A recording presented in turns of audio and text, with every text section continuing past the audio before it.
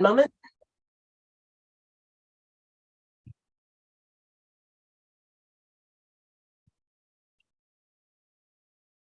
It is being live streamed. Go ahead and, all right. Just a moment, I'm going to let everybody in. Hit record. Give it a minute for everybody to come in, and you can start the meeting. Stephen? AJ, did you want to start? Yes, I'm going to go first here. Hello, everyone. Welcome to our annual or our monthly board meeting. Glad that you're here. I am going to just introduce our new facilitator for tonight's meeting, and that is Stephen Berkson. He comes to us where he's a longtime volunteer, fire crew, experienced with facilitating meetings and an understanding of Robert's rules, and I'm hoping that he will continue to work with us in this fashion. So welcome to Steve Berkson. Thank you for your service to the board and to this organization, and take it away. Thank you very much. Do you want to go ahead and ring us in, Tom? Sounds good. Muted. Yeah, we didn't hear it. Oh, can you hear my voice? Can hear your voice, but we didn't hear the bowl. Let's try one more time. Yeah, your setting is different than last time. I can't hear it. Must be something with the setting, but Let I us- promise you it rang. I think let us all visualize that we got rung in, and that will bring the October board meeting of the Oregon Country Fair to order. And the first item on the agenda is announcements. If you have an announcement, please raise your hand in chat. Stephen Dyerkoff. Hi, just a couple announcements about the election. Reminders that the annual meeting is on the 14th at 6:30 p.m. It'll be a hybrid meeting, so if you can make it to the LCC Longhouse, that would be great. If not, you can follow the meeting on Zoom. Ballots are due on the 21st at 8 p.m. They must be at the OCF office by 8 p.m. on the 21st. Postmarks do not count. If you think you are a registered voter and you have not received your ballot, please contact elections@OregonCountryFair.org as soon as possible so we can look into the matter and get you a replacement ballot. We'll be counting the ballots on the 22nd and we'll announce the results then. And that's it. Thanks. Thank you very much. Are there any other announcements?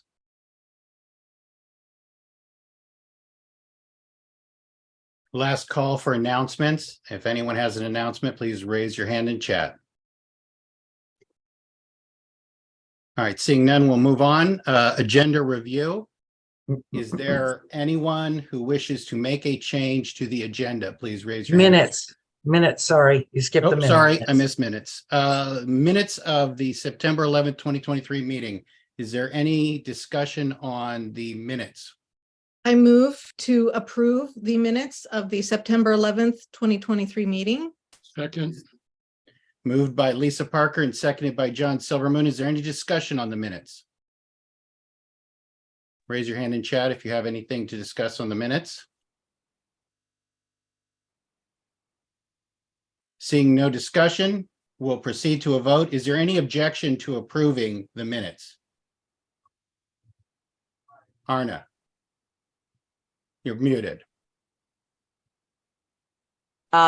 I have to abstain because I wasn't at the meeting.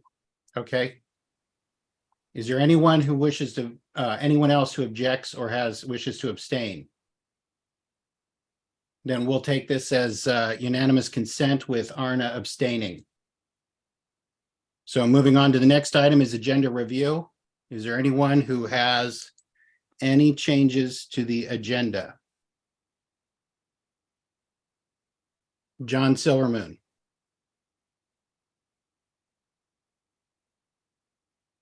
I'd like to move the Piccoon agenda item from new business to old. Second. So moved by John Silvermoon and seconded by Ann to move the Piccoon to the old business.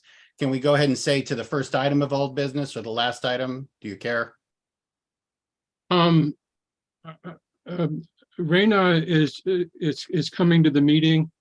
She needs to not be here between 7:45 and 8, so I'd like to move it to the beginning. Okay, But so move to depending the, on her arrival, it might be a little questionable, depending on when we get to that. okay. Is there any discussion is there any member input on moving this agenda item from new business to old business? If any members have any input, please raise your hand in chat. All right, seeing none, are there any board members who have any discussion about moving this agenda item?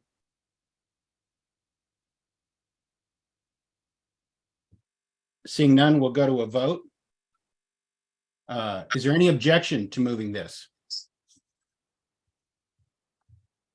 Hearing no objection, we'll move it to old business as unanimous consent. Next item is there any other agenda changes? Hearing none, we're going to move on to the next item, membership comments. Is there any member who wishes to make any comments tonight regarding matters not on the agenda?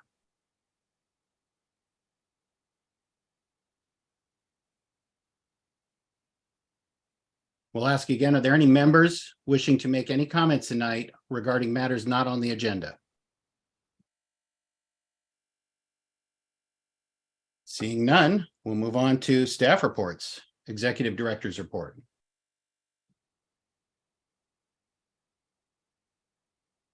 Thank you, Stephen. Thank you, everybody, for your time tonight. I'll get started with the administration first. As it has already been noted, the Board of Directors election is October 21st. The annual meeting is October 14th at 6:30 p.m. at the Long Lane Community College Longhouse. It will be broadcast on YouTube and it will be recorded. Ballots are due at the Eugene office by 8 p.m. on October 21st. We are currently accepting resumes for the open event manager position. The deadline to apply is this Friday, October 6th at 5 p.m. The guideline change form will go live on the .NET site on November 1st and will stay open until December 15th. For the financials, the 990 and CT12 tax filings are done and in this month's board packet. Budget season has begun and a coordinator meeting was held September 20th at 6 p.m. via Zoom to answer questions and explain the process. The recording of the meeting was sent to all coordinators on 9/21. Coordinator budget requests are due October 31st, 2023. Capital improvement project requests are due January 31st, 2024. Event management, we met with LTD to discuss the 2023 ridership and contract for next year. It cost us approximately $15 per rider for the bus service this year.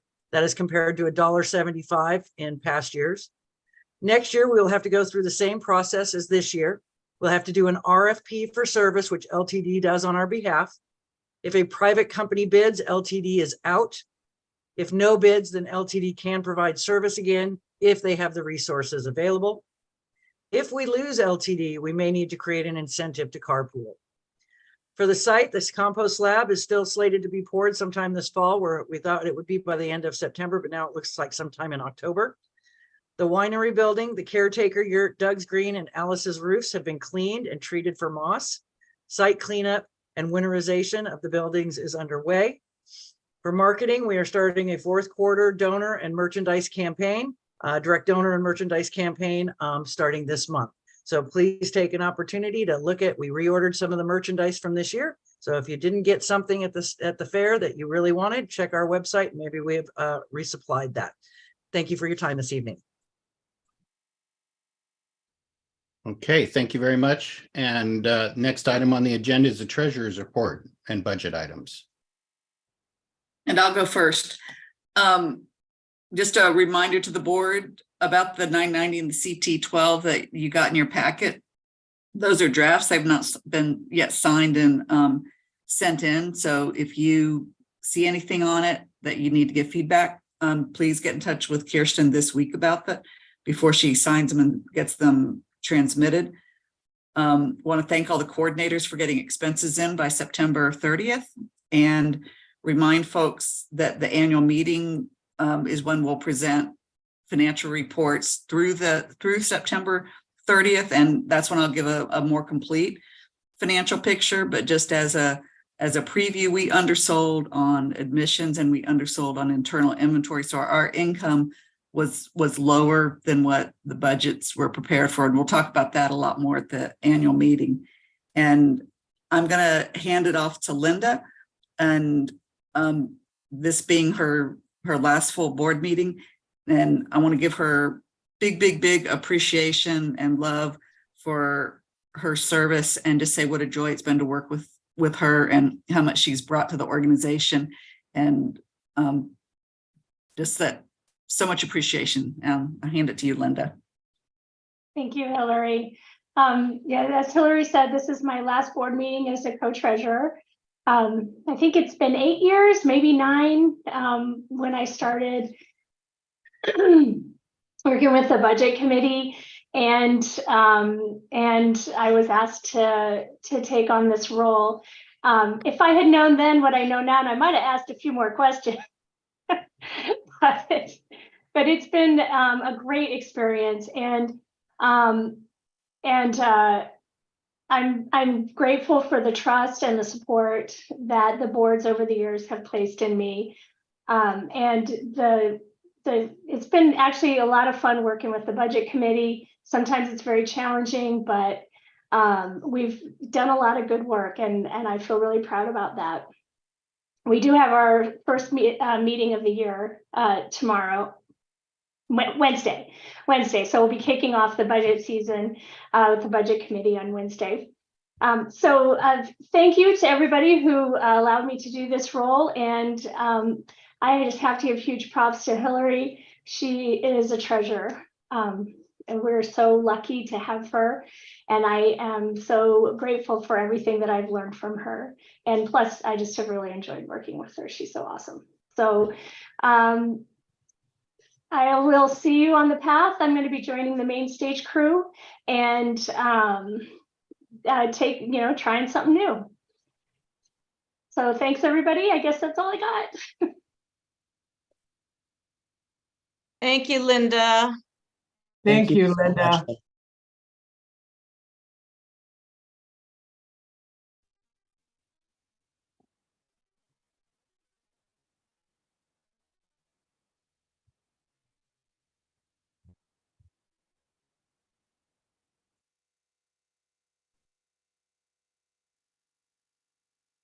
Can't hear you, Steve. Are you talking? Oh, that was the thing we were not going to try and do. I have a button on my mic. So with that, thank you very much for your service, and all committee reports are submitted in writing, and we're going to only get an oral report from the Emerald Ash Borer Work Group. Who's speaking for the Emerald Ash Borer Work I Group? had a question for the treasurer. I have my hand in the chat box, please. No, sorry. Go ahead. Typically you shouldn't. Yeah, I'm curious, Hillary, on part 9. First off, I'm leaving town late tonight, so that's why I'm asking this now. I had a chance to review the 990 today. On the statement of functional expenses, it appears that we are counting as fundraising expenses 10% of the amount that we have under management expenses. Is that correct? Is that how we're calculating that? We do that. That comes off of our financial statements that are presented in conformity with general accepted accounting principles. And the way we get that is a conventional manner, a time analysis of all employees, that we create an overall allocation percentage for all the program areas and administrative areas. And then whatever is not direct expenses gets allocated in that manner. That's what I thought. But I'm also wondering, is not the Spring Fling, since it's a fundraiser for Culture Jam, is not the Spring Fling a fundraising expense?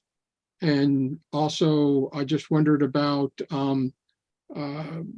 the merchandising, since that's being reported as fundraising, is not merchandising a fundraising expense? So let's take it offline and let me get a chance to look at it and get back with you about that. Thank you. I yeah, thank you. Okay. Okay, John Alexander, do you have a question for the treasurer? My question had to do with the minutes of the committees, or my hand. Minutes of the committee for what? Well, okay. Please submit committee minutes in writing, that part. So I just wanted to make an announcement that I think is important about one of the committees. Okay. Go ahead. So I'm the liaison to the diversity committee, and the diversity committee had been running into our meeting was on one of the last Mondays of the month, and it was there was a standing board working group meeting was happening at the same time, so we had to cancel several diversity committee meetings. So the diversity committee has decided to change the date, the time that they meet to the fourth Wednesday of the month at 6 o'clock. And I just want, that's not out in the minutes yet. So I just want to make sure the membership was aware of that change, and that change is being integrated into the OCF calendar. So I just thought it was important that everybody knew that. So they were aware that that's what was happening.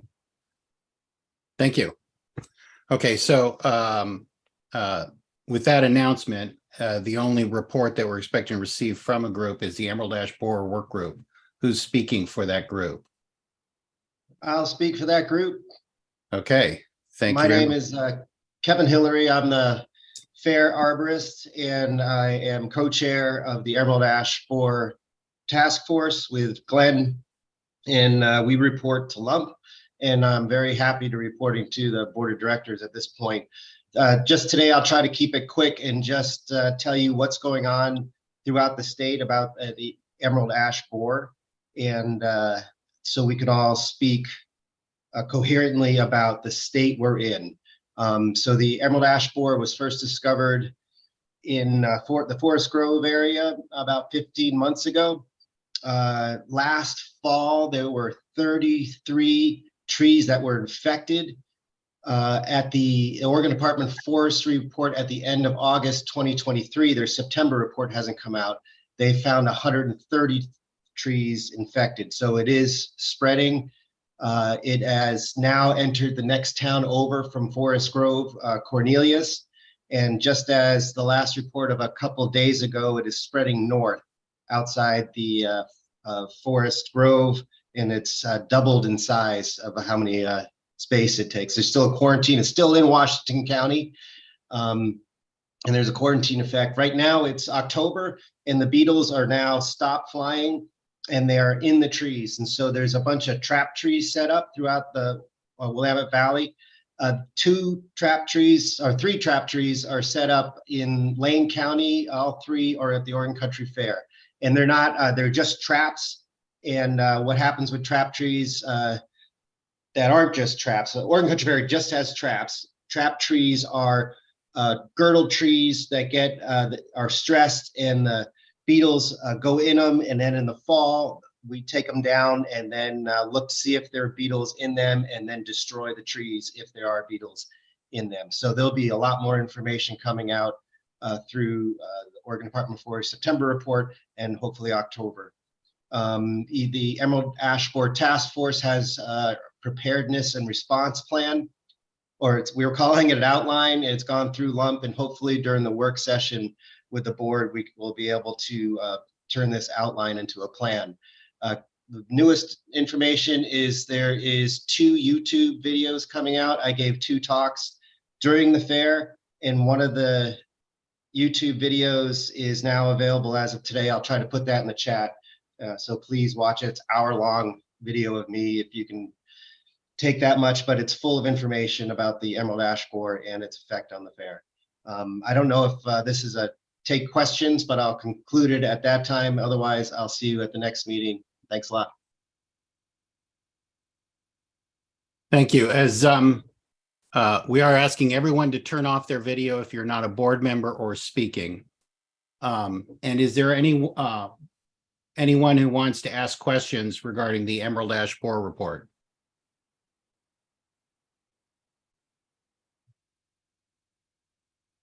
Seeing none, we'll move on. Is our Pacoon representative here?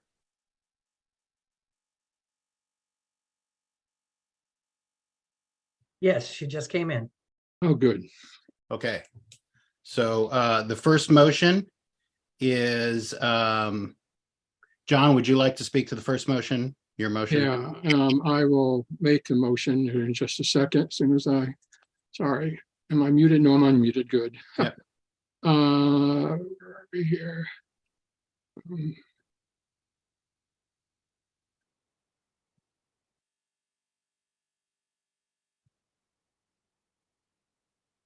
Where's gender?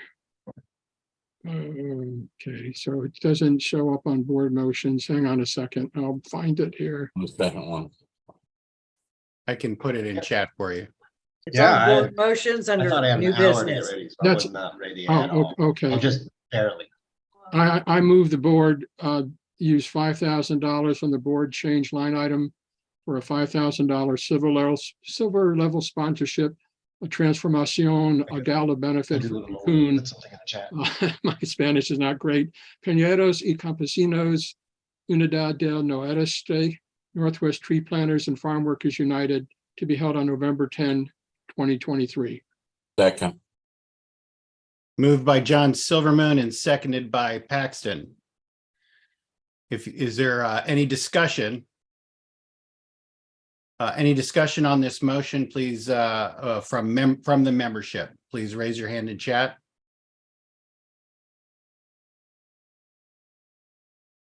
Actually, we have, we need a presentation from, is it Reina Lopez who's speaking for Pacoon? Is that correct? Yes. Yeah, That is correct. so I thought you'd defer to her. Reina, can you give us a brief synopsis of what the money's for? Yes, thank you all for having me today. And you have little Apollonia with you today here too. So she says, hey.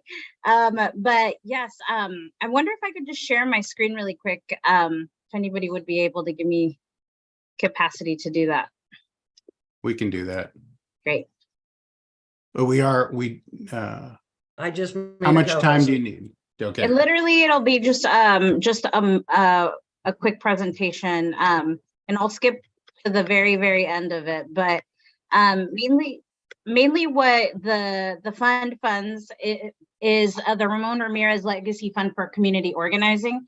So we're trying to raise $100,000 at the gala again this year. And this would be the third gala that OCF has sponsored, and it's been really awesome to have y'all at the event and to have the OCF logo on our banner and everything.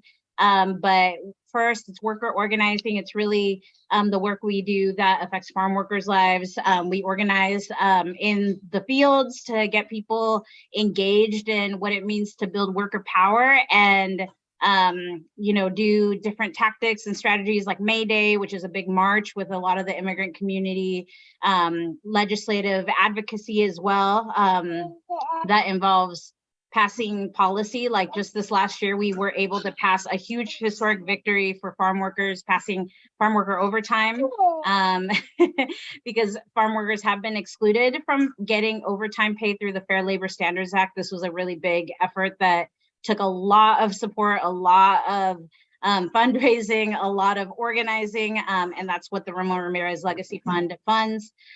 Also, our work to get more equitable elections. So we've built out a whole bilingual, bicultural Latino voting program where we talk to a lot of young people at the doors. Many of them are voting for the very first time, or even their family members who maybe don't speak English, but they speak Spanish, they're citizens, and they need a little bit of extra help voting and getting their voices heard. Also, Healthy Workplaces, which is our main worker outreach program. We do a lot of education around healthier workplace practices, ICE raid resistance. If immigration does come and try to sweep up folks, we do a whole rapid response resistance program on that. combating sexual harassment in the workplace. And also during COVID and during extreme heat and the wildfires, we were doing a lot of distribution of supplies and protective equipments. And then, of course, the community radio station, Radio Poder, which is a community-led radio station, now reaching all the way down to Junction City up to Wilsonville. And it is transmits in 3 languages, in Spanish, Mixteco, and Purepecha, which are the top 2 indigenous languages in the farm worker community. And yeah, it's going to be a really fun event. I mean, we're going to be also launching our fellows program this year, which is a whole training program for young folks, mainly children of farm workers and young Latinx folks, to be able to learn how to become community organizers, which is another big initiative we'll be launching, and all in support by the Ramon Ramirez Legacy Fund. So plus it's a fun party and we love seeing y'all there. So hopefully we can earn your support again. And of course, I love joining your meetings, and this is Apple's first meeting. Thank you very much. So a reminder, normally we don't put anything in chat except raising hands. On the other hand, Kevin put useful information on the Emerald Ash Borer in there, a YouTube link. Thank you for that. And anyone who's interested in that should check that out. And so on this Picun sponsorship, anyone who wishes to speak, AJ. Yes. So while I am happy to financially support this organization, I want to acknowledge that we have what I call the power of the people. And we have lots of people who believe in great causes, who can show up and do work and march and do those things necessary to get movements movements going and things in Congress and stuff passed. And so I would hope that this organization would reach out to us, when those marches and those things are happening, so that we could organize and see how we can help with the power of our people support this organization. Thank you. Paxton, would you like to speak to this? Yes, I've supported Picun for over a decade as an organization. They've been very, very effective in their work in the state of Oregon. And I'd like to point out that the fair was started by a bunch of tree planters. So I think there's a little bit of solidarity in that. Thank you. Thank you. John A. Thank you so much. Really great to hear more about what you're doing. I'm hoping you can share that slide with us for the record, please.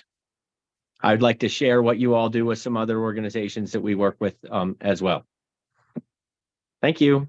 Yeah, the entire presentation, if possible, would be nice to have.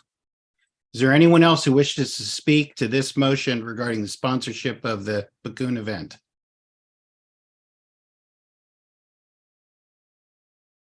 Is there any members, because we somewhat skipped members since I juggled the presentation portion. Are there any members who wish to speak to it? All right, seeing no further conversation, we'll go to a vote. Do we have unanimous consent on this, or does anyone want to hear a roll call vote? Hearing no objection, the motion passes by unanimous consent. I'm going to pause, make sure everybody grokked that and is good with it. Okay, so by unanimous consent, that motion passes. We'll move on to the committee best practices. That is Sandra and Arna. Are we taking these 2 points as separate motions or one motion? They're separate motions. Separate motions. Okay, so we're going to go to the committee's best practices agenda item. The first motion is regarding closed meetings, and Arna or Sandra, who's going to speak to it, make the motion. I move that we approve the committee best practices work group recommendation about closed committee meetings. I guess I have to read the whole motion here, the whole thing. The purpose of board committees is to provide information and recommendations to the board. And in that role, closed meetings should be rare and only used when absolutely necessary. All committee, subcommittee, ad hoc, and work group meetings of OCF board-appointed committees are open to all fair members with certain exceptions, as described below. All criteria below apply to committees, subcommittees, ad hoc, and work groups. Any director may attend any closed meeting. Process and criteria for a closed meeting. The OCF Board of Directors may request by a motion that a committee address a topic requiring confidentiality. Any committee or subcommittee wishing to hold a closed meeting must request and receive prior approval from the board liaison or liaisons and board president and provide notification of their intent to hold an approved closed meeting, including the reason, date, time, location, or link, and agenda to all members of the OCF Board of Directors, not less than 7 days prior to the planned date of the meeting. Emergency closed meetings or portions thereof are permitted, providing the entire board is notified of the emergency closed meeting as soon as the emergency arises. If a closed committee meeting is planned to occur in the context of a meeting at which topics that are not eligible to be discussed in closed committee sessions are also on the agenda items to be discussed in closed session must be clearly marked as closed and arranged within the agenda in a sequence that consolidates the closed topics in a contiguous section of the meeting prior to or after the primary agenda topics. Permitted topics for requesting closed meetings. Legal, personnel, and real estate. When an approved board motion allows for a committee closed session. Sensitive subject matter. Okay, I do just, I need to wait for a second. Go ahead. I did just want to mention that this is not the original motion that came forward in August. In August, we accepted a friendly amendment from Sue that did change this, that did change the original motion to this motion. Okay, what I would like to do is first ask, is there a second? Sandra? Second. This is moved by Arna and seconded by Sandra. I'd like to share screen the motion while it's discussed. So there's a lot of people who probably can't look at it very easily and it's pretty long. So I think it'd be helpful. Hang on.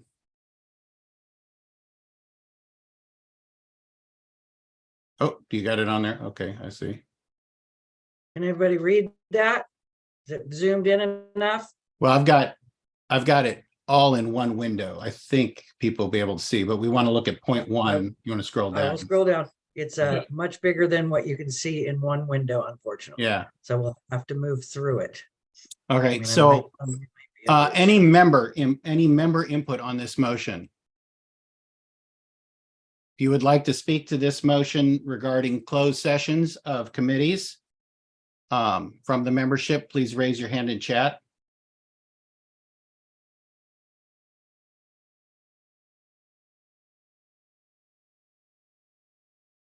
Okay, seeing no member input, Thomas. Actually, wait, I put hold on. my hand in chat. Well, first I've got Heather Kent. So Heather Kent, I see John before me. where do I see John? He's Yeah, John and then Heather and then Tom. okay. I do not see John, but John, go ahead. I spoke to this a bit at the last meeting. The insertion of the amendment allowing closed meetings of these committees for sensitive information creates such a broad category of exception that it basically undoes the entire intent of the original motion that the committee's best practices work group created and approved and sent to you. And these are board advisory committees on broad topics. There's really no reason for them to be having closed sessions other than the three categories that were named earlier in the motion and that were in the original motion. Sensitive issues, including sensitive issues, opens the proceedings of these normally apolitical committees to a whole lot of potential politics. Closed meetings are great places for saying things that may or may not be true about topics, about individuals or something, without the people who might be being discussed or who have the information being present. I think it will really sully the committee process to have that be part of it. And there's really no necessity for it. Lisa Parker sent us an email recently that gave a list of the committees that need closed sessions for functional reasons that have to do primarily with operations, such as craft committee selecting booths or disciplining booths or so forth, and the committees that give out grants, comparing applicants and so forth. And those are reasonable exceptions, and they can all be addressed as individual exceptions, and those groups can apply to the board to have their exception added as an amendment to this, detailing the functional purpose of the exception, as the diversity committee did and received a similar exception. So there's really no reason to open the floodgates with this very, very broad terminology. I think it's really going to create a lot of, I think it's really going to undo the collaborative nature of our committee system if this goes forward. Thanks. Thank you, John. I ask that board members not raise your hand until we get to board member input because it makes it harder to follow the member input list. Although I never see John on that one. Heather, you're up next. Is that correct then? I don't know if I missed anyone else. I think that's right. That's Okay. that's I how have my Heather and then Lainey. just following up on John's comments, who decides what is sensitive subject matter? It's completely subjective. Who decides on the who makes the subjective decision on the sensitive subject matter? Lainey. Hi, thank you. As a member of the committee, I want to share that we did discuss this at great length, and there were other people besides the family or besides the committee or the work group members present. And when we came up with the completed version, edited version that Anna presented in August, we had left out sensitive issues because we could not in any way determine or define what sensitive issues meant. I know I sent a quick letter to the board responding to a letter that Lisa Parker had sent to our committee, and I responded as my own self, not for the committee. And what I was communicating was that the way that these guidelines are presented, all of the exceptions have been noted, and there is a process for every committee who wanted to have a closed meeting would have to present they'd have to follow the guidelines. They'd have to tell the board and ask permission, request a private thing, tell them why or what the purpose of the closed committee or closed meeting was, and then all board members would be present. To include something like sensitive issues, which is undefinable in a community as large as ours, it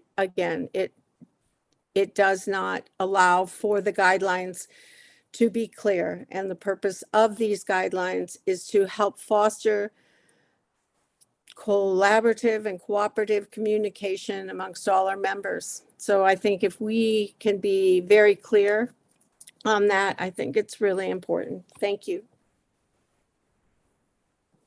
Thank you, I would Lainey. ask that Thank we you. don't include, I would ask that we do not include that amendment and go back to our original motion. Thank you. Thank you, Lainey. Sorry if I was interrupting you, and thank you, Heather. Is there any further member input on this motion? Last call for member input on this motion. Please raise your hand in chat. Can I confirm nobody sees any other names after Lainey?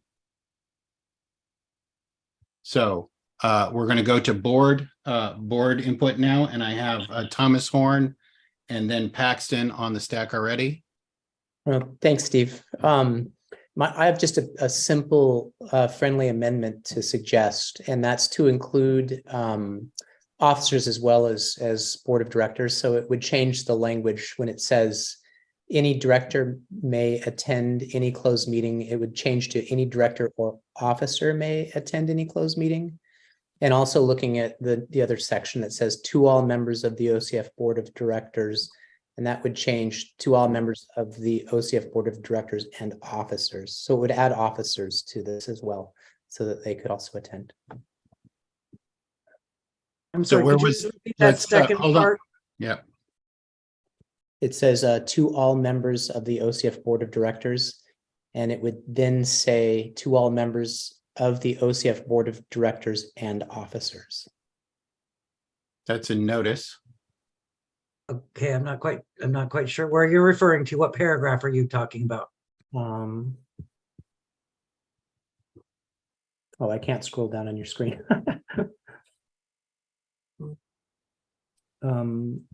You have it in your packet. Can you look in your packet and tell me? Because I'm not seeing where versus. Do you see where it says to all members of the OCF board of directors, and it would change to all members of the OCF board of directors and officers? No, what paragraph? Anywhere. It's in the first paragraph under process and criteria. Yep. There's a sentence about all Okay, members there. of the OCF. Okay. Not Okay, less go than on. 7 days. Got it? Okay. Is there another sentence there too, Tom? I think that's I'm it. sorry. I'm still not following. So Okay, here's the set. Okay, I in got there. it. So under not less than 7 days prior to the OCF board of directors, he wants to add and officers. There we go. Okay. Was Okay, there is a that- sec? Is there a Is that, second so, sentence, Tom? so hold on. Sorry. So is that what you wish to do?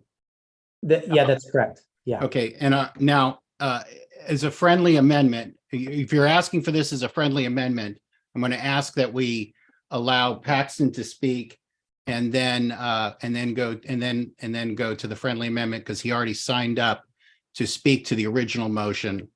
Okay, or do you want to make a motion to amend? No, that's okay. That sounds Okay, so I would deal with the that- friendly amendment. so Paxton, go ahead and speak, and you may also offer support for what's been said, and then we'll move on and put Arn on the list right after.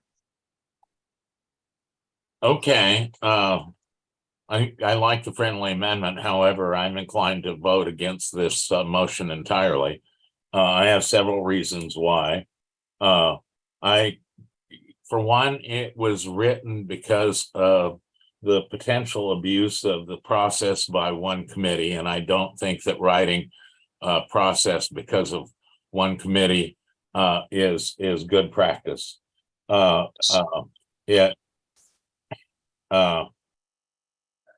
feel the whole thing is far too complicated. The reporting process is really too difficult, and I have complained about this all the way through the meeting process in developing this. Another thing I think is that I personally do not like any director may attend any closed meeting. I'm more open to officers attending, but than I am directors. I mean, I don't think that's good practice in my opinion. It happened to me one time, and the committee was kind of forced into inviting me into a closed session.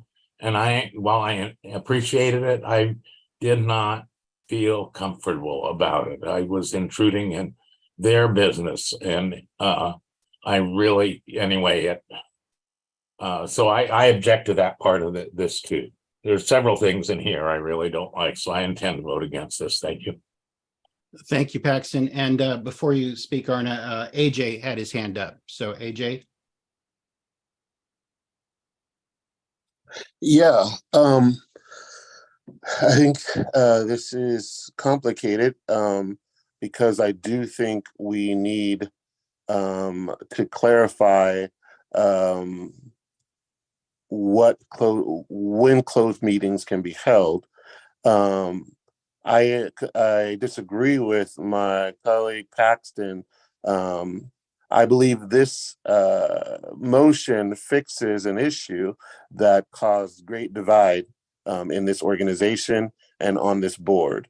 When 3 members of the board of directors were excluded from a meeting that was called by a committee in which the committee invited 9 other board members and did not invite the 3 other board members. This is one example, and I know there has been some hesitation from some of the board members to make policy based on one committee. I think otherwise. I think that when we see a problem, whether it's a committee or an individual, when we see an issue that is disruptive to our organization, it is the board's it's in the board's purview to make policy to fix those issues so that we don't run up against those again. And this was a much needed motion because every board member needs an opportunity to hear the same information that other board members hear. And we are elected to make policy and make decisions based on what our committees provide to us as far as information. And so I think this motion is attempting to fix that problem. I don't know that it's perfect. I'd like to hear more about it, but this motion I think is necessary and for us as a board to do our jobs. Thanks. Thank you, AJ. So now Lainey's raised her hand. As a member of the committee, if a board member wants to yield time to her, they can, but otherwise, Lainey, member input time has expired. Arna, you're up. Okay, And I can you can respond? take my hand. Okay, and Arna, can you respond to the friendly member request and anything else you want to say? Thank you, muted.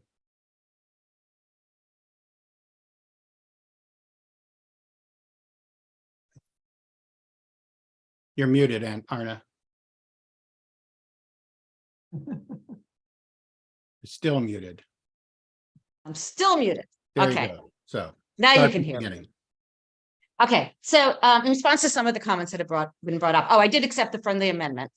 Okay, But you didn't hear me say. Sandra, do you accept this friendly amendment? I do. Okay, so the motion has been amended. I'm sorry, I muted because my dog is very noisily chewing a bone right next to me. I hope it doesn't interfere with everything.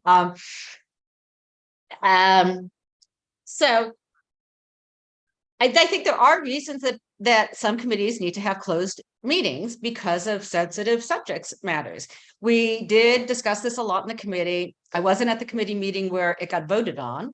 And I always wanted to add sensitive subjects, and I wasn't there at that meeting, and it voted the other way.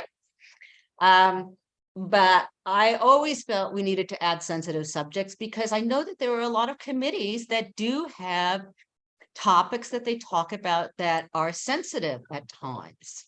I'm the liaison to the craft committee, and I know there are times that we talk about, individuals or booths. And that needs to be confidential. And so that those meetings get closed. I don't have a problem with closing these meetings. And I think there's quite a few committees that need to do that.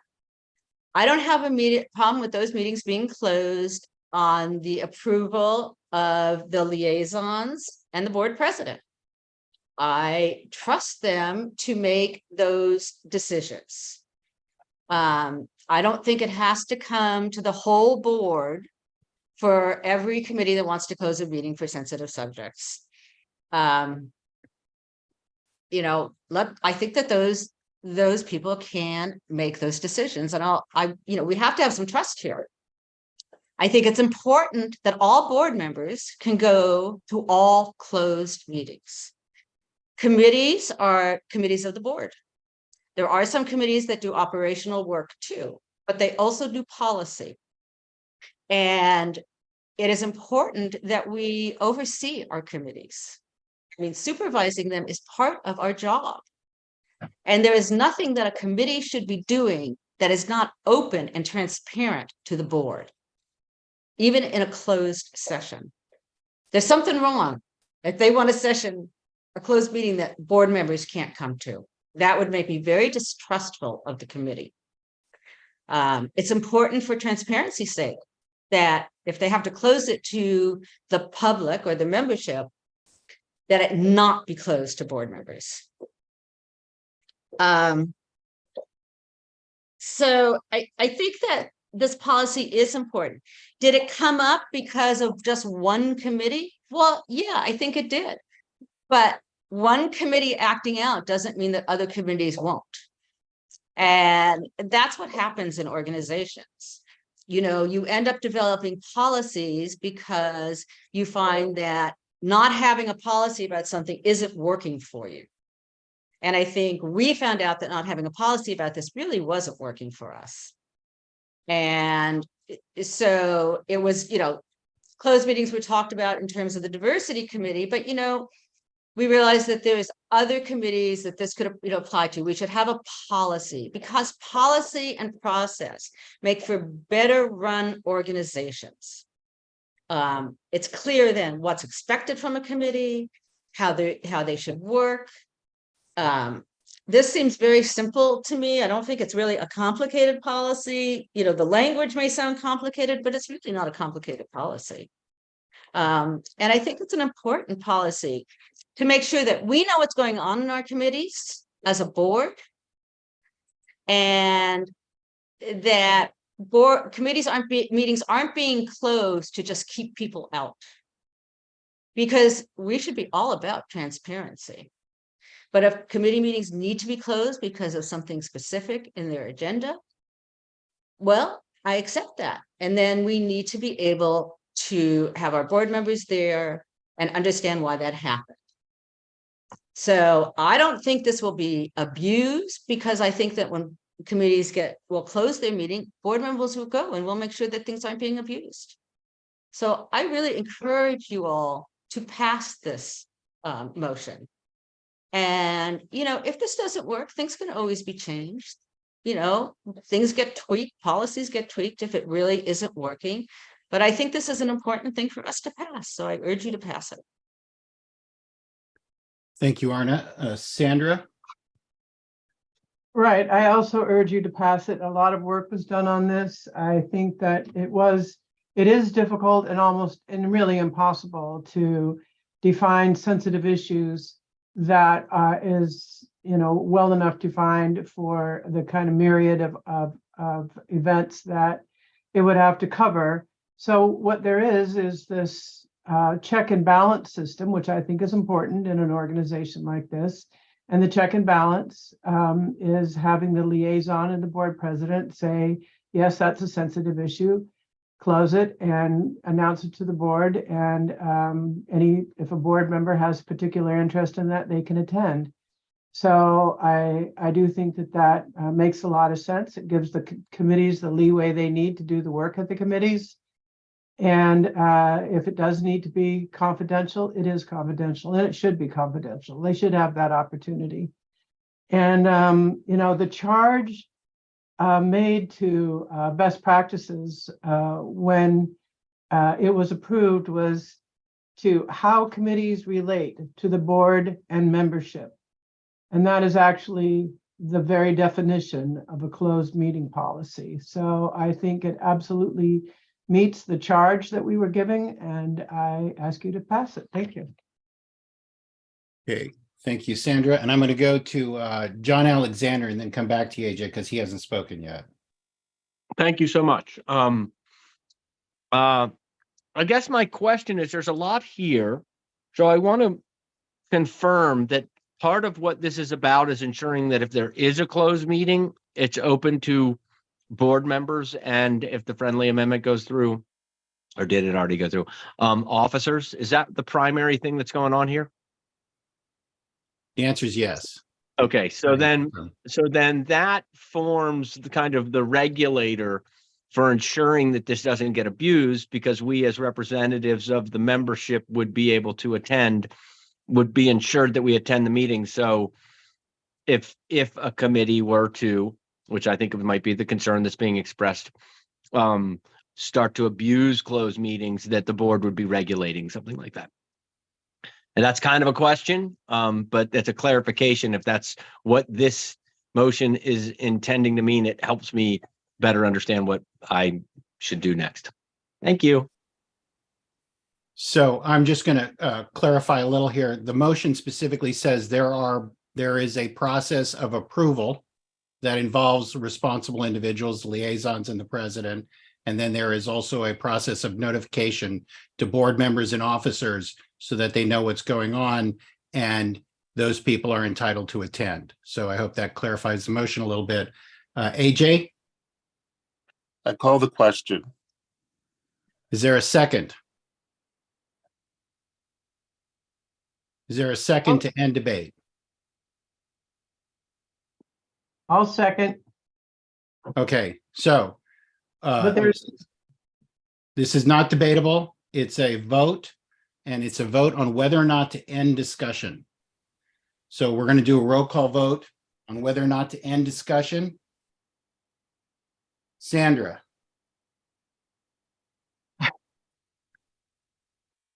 I'm sorry, I'm going to vote no. George? No.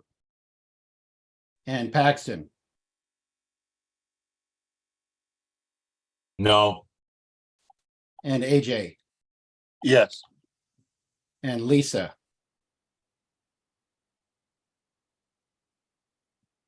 Yes. And John Silvermoon? No. And Sue? Sue Theolis? I see you're not muted, but we can't hear you. Got the no, though. Thomas Horn? No. John Alexander? No. Anne? No. Arna? No. Kevin? No. Okay, that the motion to end discussion does not pass. You've got a record of the vote, Kirsten. Okay, so continuing the discussion then, John Alexander has already spoken. John Silvermoon. Yeah, I oppose the motion for much the same reasons that Paxton has talked about, but I do want to talk about something that he did not mention. And that's the second sentence in the first paragraph, where it says all committee, subcommittee, ad hoc, and work group meetings of OCF appointed committees are open to all fair members with certain exceptions. I think this sentence has some implications that I'm not sure we have fully understand. Does this mean that all subcommittee meetings need to be posted on the calendar and announced?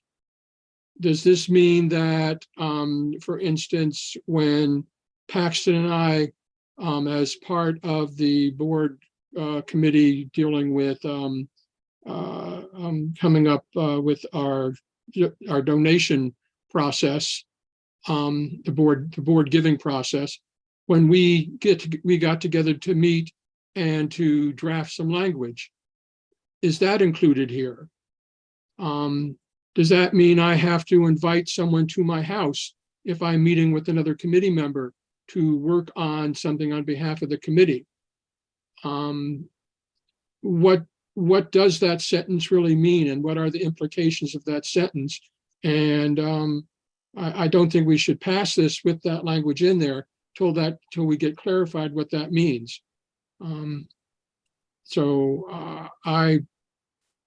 I think that's something nobody's brought up yet, and I really like to hear some clarification. Thank you. Anne? I have trouble with this. And I agree with what Paxton said, and I'm really concerned when it doesn't matter what it is, when we react to one situation and try and create a method that we think will avoid that situation in the future with another group. And I just really have a problem with that whole type of concept of it's kind of trying to come to the lowest denominator for everybody, but it's not really the lowest denominator. And I also want to say that I don't like the time restrictions and getting permission, because I can think of situations where there is 24 hours to report something in, and that it has to be addressed. And this will not do it at all, whether it's an operations committee or a policy committee. And in some cases, there are legal implications requiring reporting in 24 hours of certain types of incidents. Thank you. Thank you, Anne. John Alexander. Yeah, I apologize. I keep turning my screen off because I'm just got home for dinner. Don't think you want to suffer through that. That's not why I have my hand up. So I appreciate the opportunity to get to discuss some of these things, and hopefully it looks like a reasonable agenda. So I think we're going to get through this all. John brought something up that I had a conversation asking some specifics with some members of the Best Practices Committee about how committees get work done between their meetings. And can committees meet between their meetings? Now, whether that's an open meeting or a closed meeting, of course it should be open. And what I learned was that if a committee needs to work on something like their annual report, let's say, or their work plan, that all work doesn't get done during committee meetings. So can committees have ad hoc meetings? Can they work together on different things? And my understanding is yes, they can, as long as it's announced, it's transparent, and that anybody's able to attend. So I'm not sure if that helps this, but I just wanted to bring that forward because that was very helpful for me in working with some committees. And I think that the challenge of what's happening with this motion is that if the two things I asked were the main cores of the motion are what the core of this motion is, then all of those other details may be something we could sort out and fix at some other time if we're really trying to take care of those two main issues that we talked about. Because this isn't in general whether committees can have closed meetings, it's about those two things that we already talked about. So it seems like, if I'm not wrong, we're talking about other details about closed meetings, not the two details that are primary to this motion. That's my sense, and I certainly could be wrong. Thank you, John. AJ. Yeah, so I think the board has had a history of responding to things with policy that we deem important to us. And I do not see how managing how board committees function is not important to us. I think what I am thinking is that the committee could try to make the language of this motion a little more simple, or break this motion up. And I think we have the potential to pass it if it was a little bit more simple. and broken up. I think there is an appetite to make sure that equity among committees is there, and that the closed meeting part of how we do things, whether it be at the board level or the committee level, is not being used as a weapon. I think the board has really invested a lot of time in fixing our practices when it comes to what we hold closed meetings for. I think we really take serious when we do have to meet and exclude the membership.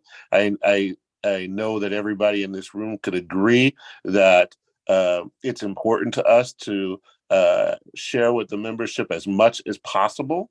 But there are times in which we do have closed sessions and we are actively trying to limit that time.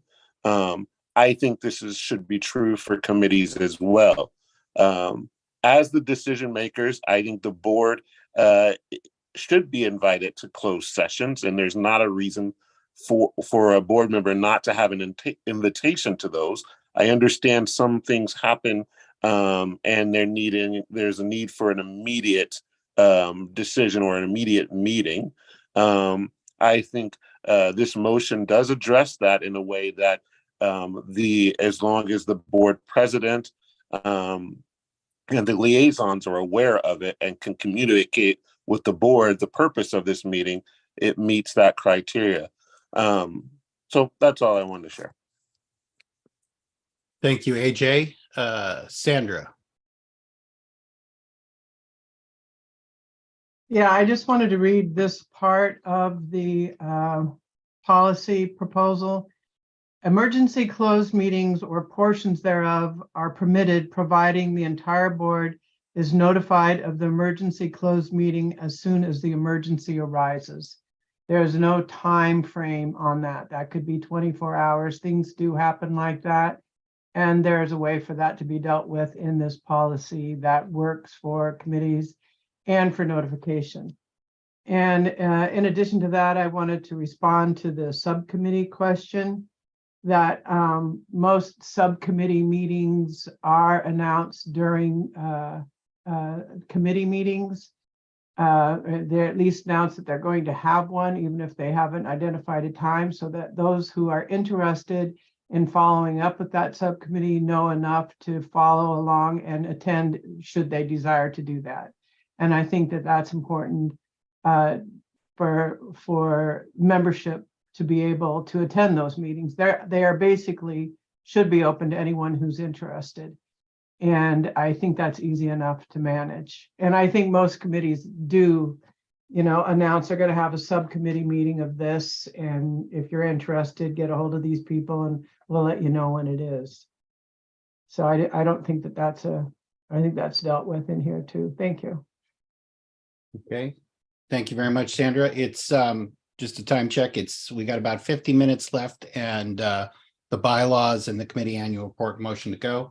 Sue Theolis. You're muted.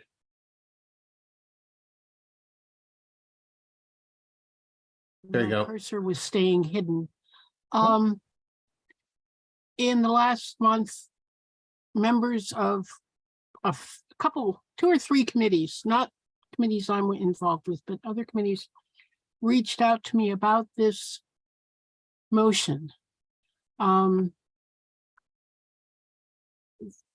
They're wondering how much more control there might be being exerted on committees.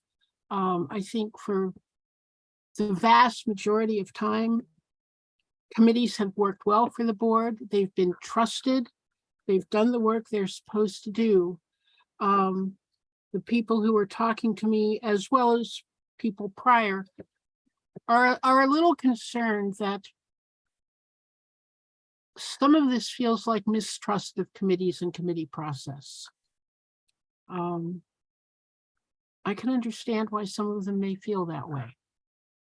I don't want to be squashing committee camaraderie. It's not the word I want to use, but it's the one that comes to mind. A lot of committees work really well together. They've worked for a while. When someone expresses interest in joining a committee, if there's room on a committee for someone to join, there's either a call out, or if somebody's been coming to the meeting for a year, there's a very strong possibility they can join. I just lost my train of thought. I'm sorry. It has been an emotionally exhausting week and a half for me. But anyway, there is concern about that. They appreciated the early work that the working group did in just laying out the basics of agendas and protocols and motions, all of that. They really appreciated that, but they're getting a little wary of what might come next. It's not an easy process that's laid out in this motion. I'd love to see something a little simpler. And the committee hasn't been able to meet in months. There was pre-fair and the event and August vacations, which is lovely. But we've had some meetings canceled simply because other meetings have been scheduled or 3 or 4 people couldn't make it. And that's very understandable. But would you consider tabling this, take it back to the working group, polishing it up a little bit, simplifying it some? This is a very wordy motion, and I just realized I've been very wordy myself. I'm sorry. So with Sue, would you like to make a motion to refer this back to the committee? That's a way to process this, to send it back. Yeah. I Okay. move to send this back to the working group. Second, Okay, so moved by Sue Theolis and seconded by John Silvermoon. Is there any discussion on sending this back to the working group? Did you want to speak to that, Arna, since your hand is up, or? No, I want to think about this for a minute. Okay, does anyone want to speak to the motion of sending it back to the working group, to the committee? Lainey Kens, actually, that's legitimate. So any membership want to speak to sending it back to committee? Lainey? My name's also Steve? in there. Steve, Hi. clarification, Yeah, clarification. We are a working group, not a committee. okay, working group. Got it. Thank you. Thank you. I think one of the things, there's a lot of misinformation, and we understand that people have different ideas. Some of the things that Sue just mentioned clearly speak to one of the reasons why the committee best practices work group was even put together. And that was, yes, your friends and people who have been meeting in committees get everything done. And it is not invasive to create rules that educate and clarify for our very large membership how they can get involved and how they can participate. For the people on the board who are using this work group's work to politicize our membership in a way that doesn't really foster what the intention of the group was. We're not about trying to control everybody and tell everybody what to do. What we are doing is clarifying. It's part of democracy. Democracy is about educating. You're educating and opening doors for new people, younger members to step up and join in. When we went to the I believe your executive. time's up, Lainey. Okay, Is that sorry. correct, Kirsten? Yeah. I'll I'm write a sorry. letter to the Fair Family News. Okay, Can I have a point of order? sure. Stephen, please correct me if this is the wrong phrase, but I want to make sure that people mute their microphones when somebody is speaking. It really is not okay for comments. So please, especially board members, please remember to mute your microphones. That was unfortunate. Sorry, Lainey. So, John, your hand was up outside of that time. But can you go ahead? No, my hand was up first, actually. Well, I think it You was, just I didn't see it. think we're in board conversation, but either way, do you want to speak to this now? sending it back to committee? Yes, I I'm would. sorry, John strongly- Pincus is out of time. He's used all of his 3 minutes. Okay, Unless somebody sorry takes about that, it. John. So Sorry, John. is there any other members who want to speak to sending it back to committee?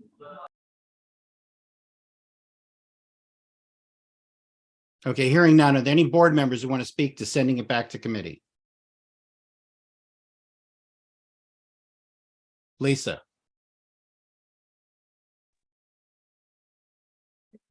Yeah, so back when this was first introduced back at the August Board of Directors meeting, I objected to it on procedural grounds as well as substantive grounds, but the Committee Best Practices Work Group was created with a specific charge that they did complete. And when the board accepted that work, the new charge was that they would meet again in 6 months and annually thereafter to assess progress. And so the work group did reconvene, ostensibly to assess progress, but then all kinds of other things started getting added to the agenda that were outside that scope. And so, you know, that's one of the reasons that I objected to it. I think I agree with Sandra that, you know, process is really important, or Arna, whoever said that. And, you know, we need to, I think it engenders more trust if we have a common understanding of the processes that we follow. So at any rate, with that in mind, I would absolutely support sending this back to the work group for more work, because that would actually serve as a board charge. And also, I think that the motion needs more work. So it would be, to me, it would be a win-win. Thank you, Lisa. I'll remind, as we move on, I'll remind everyone, we're only talking about whether or not to send it to committee. So let's not eat up the time talking about the motion itself if we're considering sending it back to committee. Paxton? I've asked for the committee to reconsider this in the past, and I'd like them to do it again. I think it's far too wordy. Thank you. John Alexander? Yeah, I double-handed there because I handed during the member input. Stephen, you're doing a great job. Thank you very much. Really appreciate it. I hope that the motioners will respond to this, moving it back to committee or subcommittee work group, because I just start to feel anxious when we don't pass motions. Not that we have to patch every motion, but it'd be great to pass some, especially when people put some work into them. So still, in concept, I like what this motion is doing, but I understand why it would go back to committee if it's not clear to everybody. So hopefully we can get some response from them on that. Thank you. Thank you. And the typical motion is to refer to committee. So let's just understand that's a work group we're talking about still. Sandra?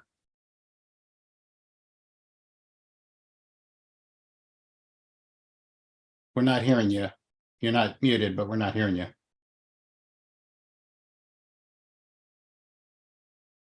Still can't hear you. I don't know why. Is it muted on your computer?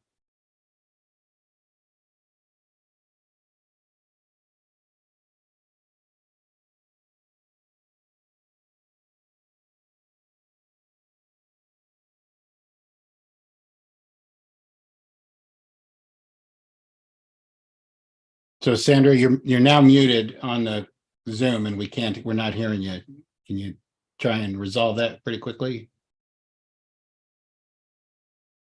Is a mic unplugged or something?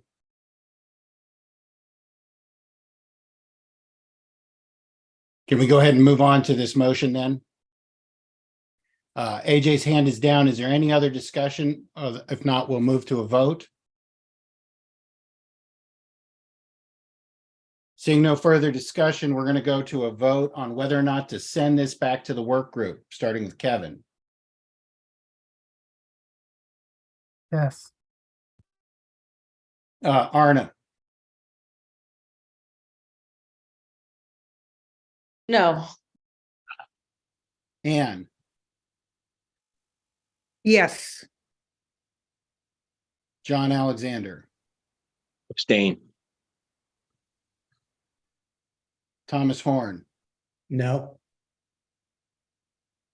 Sue, Yes. John Silverman, Yes. Lisa, Yes. AJ,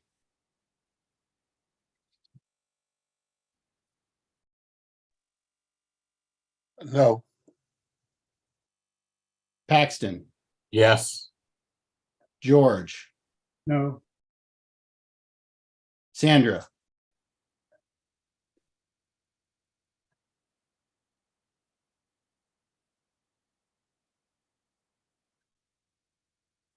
He gave a thumbs down. thumbs down. Okay, so am I correct? That motion fails then significantly with the abstention. So we are still have the motion on the floor. And AJ, Yeah, I was in support of sending this back to the committee until I heard what my colleague Lisa just said. I think it's really hard to hear on one hand the support of committees and work groups and things, and then on the other hand, what I see is disrespect to this work group and all the work that this work group has done. This work group not only did works over months and months, but it informed the board. It was on, the board was aware of the work that was going on for months and months. And it wasn't until these motions came to the board to vote on that the legitimacy of the working committee or the working group has been called into question. And it's been called into question over and over again in the last couple of meetings. And I asked the question, what happened to respecting people's work and committees' work and work groups' work and volunteers' work? I have been a part of this committee and this committee meeting for at least 6 months in trying to address some of the issues that the board has been unable to address because of our division and asking for help. And this committee has diligently done the work and tried to create a product for us to really consider. And I think it does injustice to the membership. It does injustice to our processes and to this board getting work done on behalf of this organization by continuing to try to try to call into question the relevancy of this committee and why it's functioning. They're doing work on our behalf because we're not doing work right now. We're not passing things. They're trying to help us do our job. And if we don't like a product, we say, thank you. We want to see these changes. We want to adjust this, but we don't call into question the work that they've already done. We don't make them feel like crap because we don't like the work they put out. We ask them to go back to the table and we do it with kindness. This distrust and this like double standard that folks are having on this board it's really causing the dysfunction that the membership is seeing. It's causing us to look really bad, board members. We are looking bad in front of the membership because they see this. It's really not okay. And I think every one of us should relook at how we're functioning and how we are working on the behalf of the membership and these committees and these work groups that do so much work for us. We can make rules, we can make policies that guide them, but we can't have one standard for one group and another standard for a different group. okay. I will ask, try to refer to comments that you've heard without naming the individuals, just because it helps keep the temperature down a little. And with that, we're going to go to Arna, and I'm going to give us a time check. We have about 35 minutes left in this meeting. So if we're going to get other business done, we'll need to wind this up soon. Arna? Okay, I'll try and be brief here. I wasn't on this committee, I've only been on it since, I don't know, a little before November. I got on it before this work group, before I was elected to the board. But, I understand that they were asked to reevaluate the manual and look what else needed to be done. And they did. And we saw things that needed to be done that we thought would help complement the manual and help committees and work groups. And so we went ahead and did it. I mean, and everything that we have worked on has been in our minutes, and our minutes are kept up to date and given to the board on a monthly basis. If you folks didn't like what we were working on or didn't think it was appropriate, you should have spoken out before. I mean, I felt very blindsided by at the August meeting when it was brought up that we shouldn't have been doing anything because it was the first I'd ever heard of that. So I think that the work group is doing what it's supposed to be doing. It's supposed to be looking at committee process, how to have committees function better, trying to set up policy across the board so that everybody's kind of working under the same guidelines, so that the board knows what those guidelines are because they are approving them. And I think this is important for us. And, it's our bureaucracy grows because our organization has grown so much. And there's just, we can't run it by the seat of our pants anymore. We're not just a small organization. We have to develop more policies and processes to keep us functioning smoothly. And that's all this work group is trying to do. So that's it. Thank you. I'm going to skip to Kevin Levy because he hasn't spoken on this at all. And I don't think it's even spoken tonight. So Kevin, go ahead and hop the line. Thanks, David. No, I'm really enjoyed the discussion. I want to say I really appreciate the work that the committee has done. I think the policy is great. I think it is solid. I think it solves a problem as well as prepares us for any future problems. I think that all the checks are there and everything. Only reason I voted yes was if folks need some clarity on the policy and maybe it needs to be rewritten, then get it passed, then maybe that's what we have to do. I don't want to see them go back to do any more work as well. I think it's okay. But I'm with John A. on this as far as, getting antsy about motions being passed. And you can tell that folks are not going to be there for it, even though it is a policy that makes sense. And so I would love to see this go the other way and be passed tonight. But I think if there's concern about the wordiness, I wish we could solve it right here, right now. But I don't know if we have the time for that. But I want to definitely make sure the committee knows I appreciate the work on this. I think it's good for the organization. And that's what matters to me. Thanks. Thank you. I'm going to ask for you to be concise, Paxton and John. So Paxton. I kind of disagree with some of the comments here. I view this motion as not respecting the work of the committees. One of the things I didn't say earlier, I view it as more authoritarianism and telling them what they have to do. And I really prefer to trust the committees to do their work. I've seen them really be successful over decades.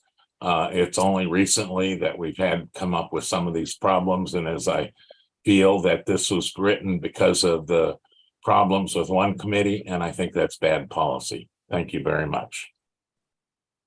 John Silverman. I could see myself voting for a motion that addressed this general topic that this motion is trying to address, but not this motion. The bylaws require the board to have a 2/3 vote to approve a motion. And part of that, I believe, is to try to make the board consider all viewpoints, especially when the viewpoints are held by a significant portion of the board. That's why I supported sending this back to the committee, because of my hope, the work group. My hope was that the work group could take the comments that were made tonight, discuss them, and see if they could change language so that something could come back that I could vote for. But I can't vote for this tonight. And I'm quite sure that the voices of divisiveness are going to start talking about dysfunction again. And I think it's unfortunate, because I was prepared to vote on some version of this, but not this version. And if it gets defeated tonight, I guess we're back to square one on it. I think that the concerns that some of us have heard from other members of the fair are legitimate concerns that need to be addressed. And so at this point, I'm going to vote against the motion. Thank you. Okay, we're at 30 minutes left in the meeting. Kevin Levy. Did you want to raise your hand again? No. Okay, so John Alexander. I'll try to be real quick. Hopefully we can keep this discussion about the motion. I just want to ask a question of clarity. I want to understand why people are concerned that if this motion is about ensuring that closed meetings of committees allow board members to be present at them, is not trusting committees. I'm not quite understanding that part of it. So if the clarity I sought on this is what is on the table, which is a process for calling closed meetings for whatever reasons they might be, which are outlined in here, including sensitive matters, and I understand why that's a problem. How is making sure that board members can come and be a part of the regulation of those meetings not trusting the committees? I'm just not understanding that. Hopefully that's an okay question to ask. So I think people have to raise their hand to respond to it. Okay. Thanks. But your point is understood. And AJ, again, let's try and keep it brief if we can. I have the same question as John. Here is that it is our job to know what's going on so we make sound decisions on the behalf of this organization. And committees, I hear on one hand, it's not okay for this committee or this work group to do work, but we don't want to regulate other committees and other work groups doing work, but we want to regulate this one from not doing work. It just really doesn't make any sense. And I have the same question. What is the fear of the board who is elected by the membership to be a part of an alert to sensitive issues or closed sessions of committees of the board and work groups and such? There's something fishy about not wanting a board member to attend those. And I haven't got a good answer to that. Okay, Sandra. We're not hearing you. Whatever you did before to get your voice on. Can't hear you. Maybe type something in the chat, Sandra.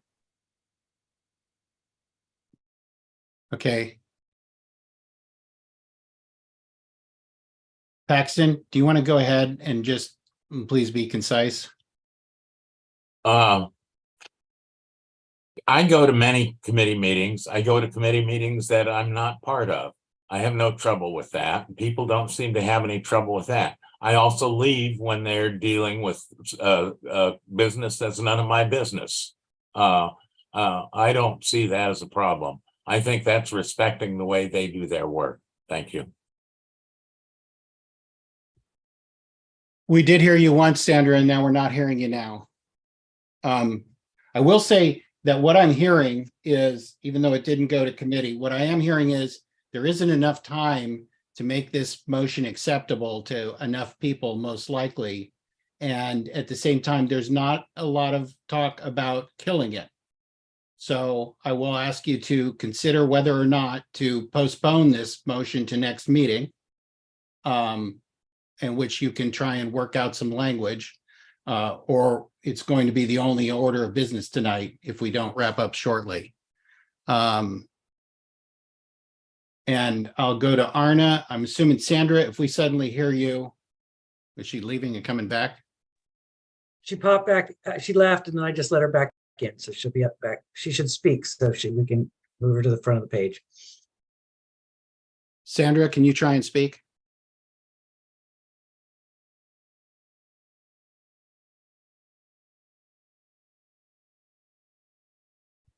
Go ahead, Arna, and we'll try and resolve.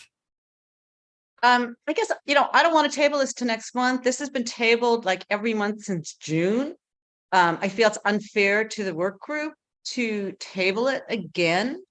I get that it's probably not going to pass, but I think it deserves a vote. It just seems like it got first put on the agenda in June, and then it kept getting tabled, and we brought it up actually as a motion in August, and then it just has been tabled.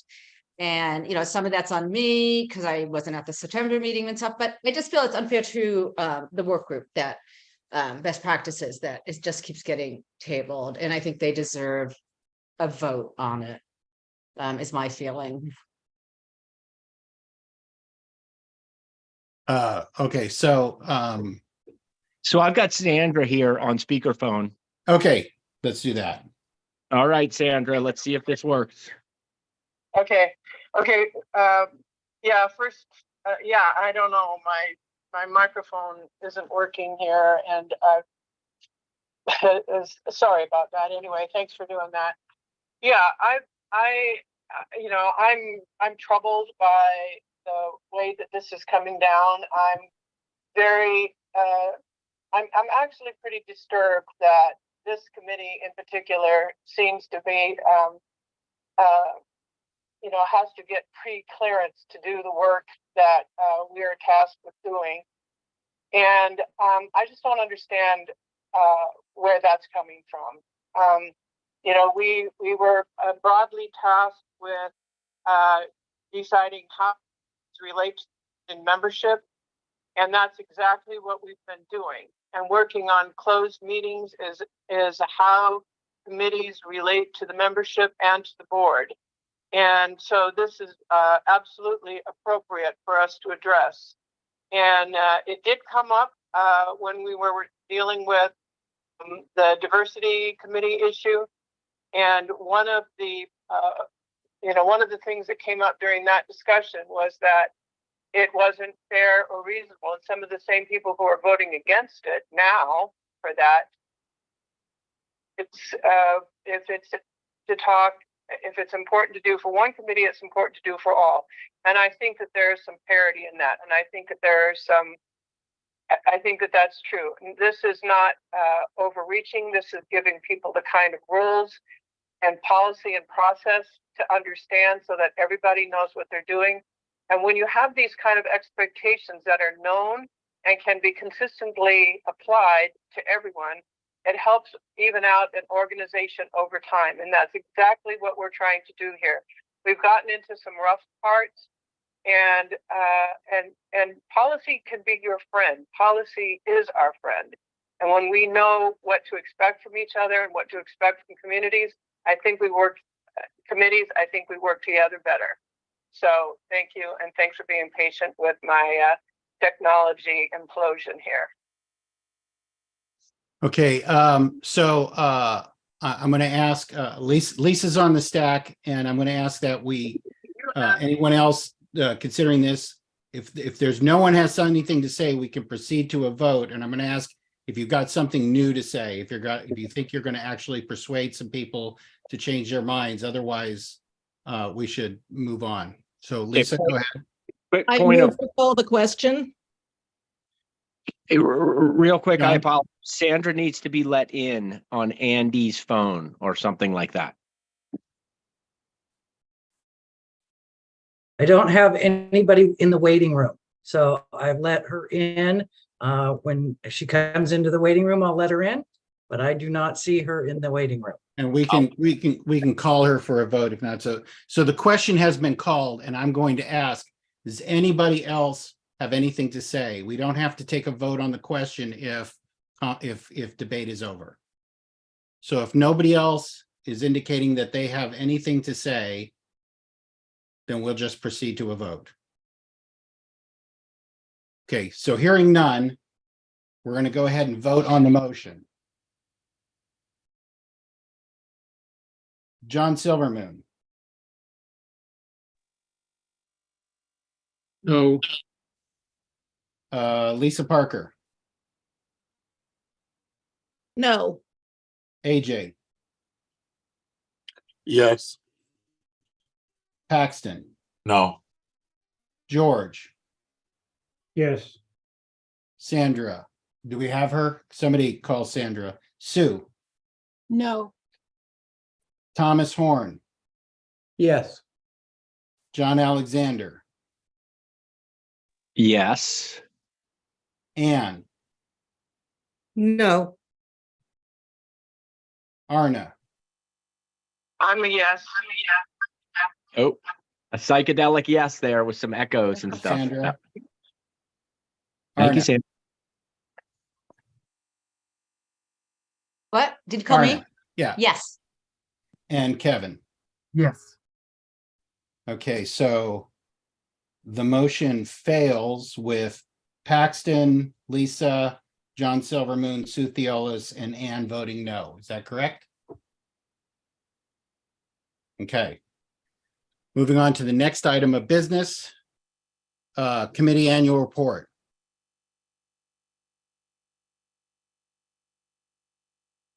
Arna, you probably need to take the lead on this. Yeah, I move that or the board moves that the board accept the recommendation of the committee annual report. The purpose of the annual report is 1, to provide the board and others with succinct information of the committee's work. 2, ensure the committee is meeting the committee's mission as identified in the original board motion that created the committee. The committee annual report to the board and membership. 1, an annual report should be submitted to the board and officers by date chosen by each committee and annually thereafter. All accumulated annual reports shall be submitted to the staff no later than March 15 to be included in the April board packet. 2, committee annual reports shall be posted to the .net site after board approval. Liaisons rules. Liaisons are responsible to assist committees to provide their annual report in a timely fashion. The annual report will include the following information. 1, committee name. 2, approved committee mission statement and additional directives. 3, list chairpersons, officers, facilitators, scribe, and liaisons. 4, A, voting members. B, optional, years of service on the committee. 5, confirmation that minutes are posted on the .net site. 6, summary of work performed. 7, work plan for the coming year. That's it. Is there a second? I will second in Sandra's absence. So moved by Arna and seconded by AJ. Is there any membership discussion of this motion? Do you want to say anything about this motion before we go to membership, Arna? I do want to say that we were asked to develop some kind of reporting mechanism from committees to the board. And we try to actually make this as easy as possible. That's why we staggered the dates. The committees could choose what date they wanted to have put in their reports, because we recognize that committees meet at various times. Some committees only meet once a year. Some committees meet every month, so they get to choose what works for them. We try to make that work for them. We asked them to list their chairperson, officers, facilitators, scribe, and liaisons. What we don't say in here, and we probably should have, is that if they don't have a chairperson, they can just list a contact person. If they don't have all those different officers, that's fine. Just tell us that. If they don't have a regular facilitator, then just tell us that.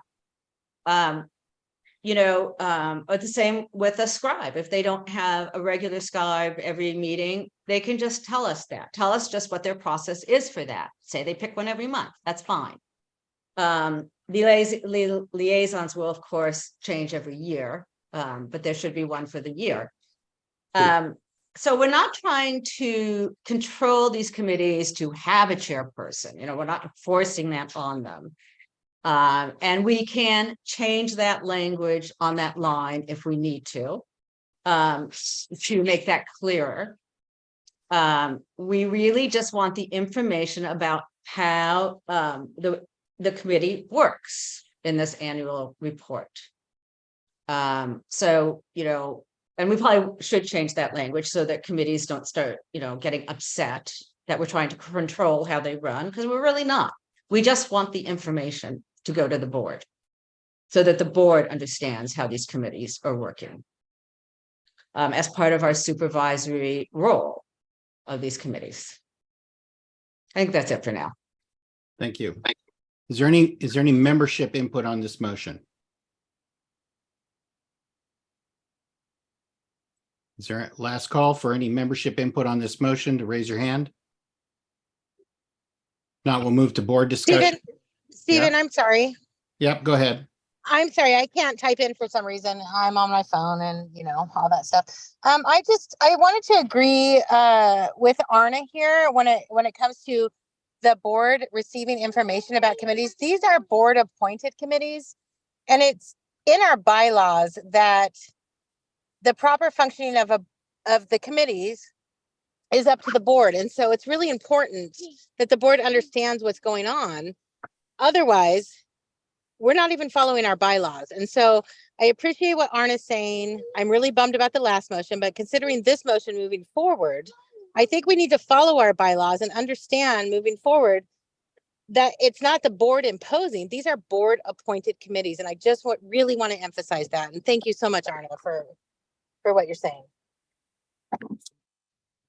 Thank you for that, Spirit. Last call for anyone from the membership. Seeing none, we're going to move to board. I have my hand You're out of raised. time, John, for the meeting. Sorry. For the meeting? For the meeting, correct? No. Yes. So you're For out the of time whole for the meeting? meeting, John. So is there anyone else who wants to raise their hand? I'm going to move on because they've had a chance to put their hand in chat and we're short on time. We're on to board discussion. Does any board members want to discuss the committee annual report motion? John Silvermoon, go ahead. Would the makers of the motion accept a friendly amendment for number 3 under what the annual report to include which would be to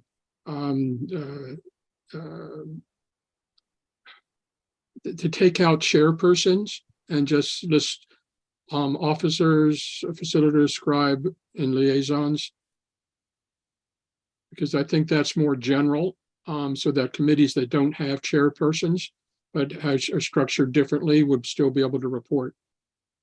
So let's we're gonna move on to the next person, and then we'll come back to Arna and ask if Well, I that's. have more comments than that too. So why don't you go on with those? Go ahead. And we'll Um, come back to that. I wonder why the March 15th date has been selected to include in the April board packet. The committees already have to give an annual checklist in October. And it seems like if you're going to compile the committee reports, it might be better to compile them before the annual board retreat so that they're available to all the board members at the retreat. And I actually think that would be a better date to do that.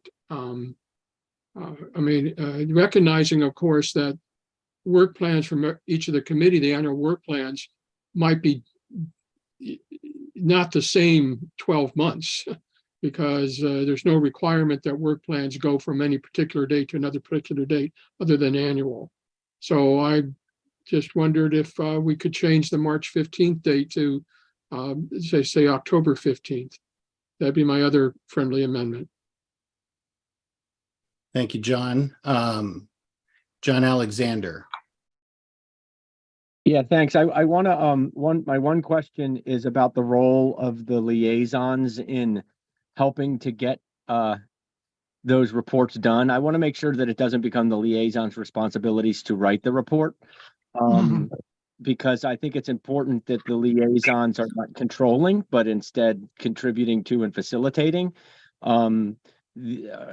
dialogue and collaboration with the board and the committees, but not necessarily taking on responsibility for any aspect of chairpersonship or whatever. And I would take Arna up on the friendly amendment that she suggested for herself, which I think is in line with one of the ones that John made. Thank you. Okay, and Sue Theolis. Arna, would you be willing to clarify that language? Because there are two committees I work with who do not have chairs. They have contact people. And if that's part of the motion, that makes it clear. If it's not part of the motion, then it's not there. Thanks. Can you guys hear me now? Yes. Yeah. Hold on though.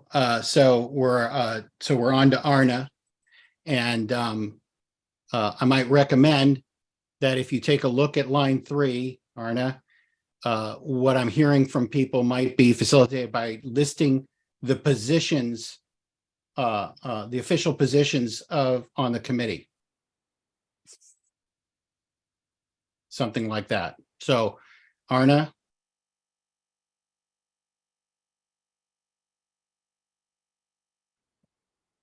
Yeah, I was just trying to write some stuff. I'm happy to accept what I would change this language on 3 to list chairpersons or contact person. I definitely want a contact person. I also would be comfortable, Sandra has to accept this too, or I guess AJ, because he's, this is the second, a second sentence that says, if you don't have a regular, oh, thank you for typing this in for me. If you don't have a regular facilitator or scribe, please describe your process for choosing them for the meeting.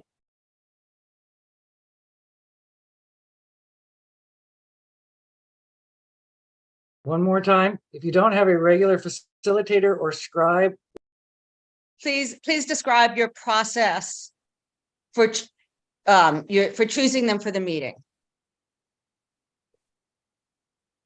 For meetings, I guess. Yeah, that's good for each meeting. I think that would work for the best practices. And that gives more flexibility to each committee in terms of how they work. But I think it does really deal with, you know, getting us the information that I think the board needs to have. Okay. So if AJ would accept that. I accept. Okay. As to the other friendly amendment on the date, we will be not having that annual review once this annual report process starts. The annual review was really just kind of until we develop this annual report process. We will not have two different things that committees have to do. And I don't think I really want to change the date. Moving it to October 15th so it can be talked about at the retreat. I think the retreat is already packed with things and we're not really going to have time to go through all this. I think these can come in April and the board can have a special meeting about it if we need to. I don't want to change that date, so I reject that one. Thank you very much. Do you, now on to Sandra. We have about 6 minutes left in the meeting. I think Arna said what I was thinking, and so I'm gonna pass for now. Thanks. Okay. Again, 6 minutes left in the meeting. Paxton. I've also objected to several things on this. I like clearing up or including more people on the list. One of my committees that I'm liaison for lets everybody who shows up at the meeting vote. And they were concerned about how that gets recorded and stuff like that. And then I have another one confirmation that minutes are posted on the .net site after approval. Is I would add those a friendly amendment to add those 2 words. I think Tim brought that up in an email, and I think that solves that question. Thank you. Okay. John Silverman. I think I heard you say, Arna, that the annual report means there will not be an annual checklist. If that is indeed the intent, should not that be part of this motion to amend those portions of the committee best practices manual to take out mention of the annual checklist? So, so if this is changing other things in the committee best practices manual, maybe we should change those too. So Arna has her hand up. Let's come back to Arna with first. Does this need to be specified that it replaces a portion of the manual? No, it doesn't replace. It doesn't replace a portion of the manual. We expect all committees to follow that checklist. They are considered essential parts of any meeting. The board actually voted on that before I was ever on the board, and should be done. I don't think we have to ask every committee every year that they're doing that. I think that I'm hoping that we can assume that committees are following that. If not, we can, we could add that in as one more thing, saying that, are you following the that checklist? But I don't know, I wanted to make this as simple as possible myself. So no, but committees are expected to follow that checklist at all times. It is part of the manual. And as to the voting issue that Paxton raised, if committees vote a different way, if their voting members are everybody who comes to their meeting, then that's all they have to say. We let everybody who comes to our meeting vote, and don't list it and say it that way. We just want to understand how the committees work. We're not saying they have to work a certain way in this. We're just saying, tell us how you're working. Paxton also mentioned adding confirmation that minutes are posted on the .net site after approval, which I'm assuming is committee approval. Yeah, but we're asking this once a year, whether these minutes have gone onto the .net site. So I'm assuming they've been approved by the time they get up there. So is that okay with you, Paxton? You okay with not putting that in? Yep. So that sounds good. Again, I'm going to ask, is there any objection to extending the meeting 15 minutes to complete this piece of business? Lisa Parker objects. I'm going to ask for. I would like to move to extend the meeting till 9:30. That's why I had my hand up. Okay. Is there a second to extend the meeting till 9:30? Second. Is there any objection to extending the meeting till 9:30? George, do you object? If you object, we're just going to go to a vote. So Sandra, extend the meeting till 9:30. Yes. George, No. Paxton, Yes. AJ, Yes. Lisa, Yes. John Silvermoon, No. Sue, Yes. Thomas Horn, No. John Alexander, I'm going to abstain. Ann, Yes. Arna, Yes. Kevin. Yes. Okay, and so that motion passes with Thomas Horn, John Silvermoon, and George voting no, and John Alexander abstaining, correct? I'm looking for nod. Yep. Okay, so meeting's gonna go till 9:30. We're back. Did you have anything on this motion, Lisa? Okay, so John Silvermoon I'll pass. and Sandra Bauer.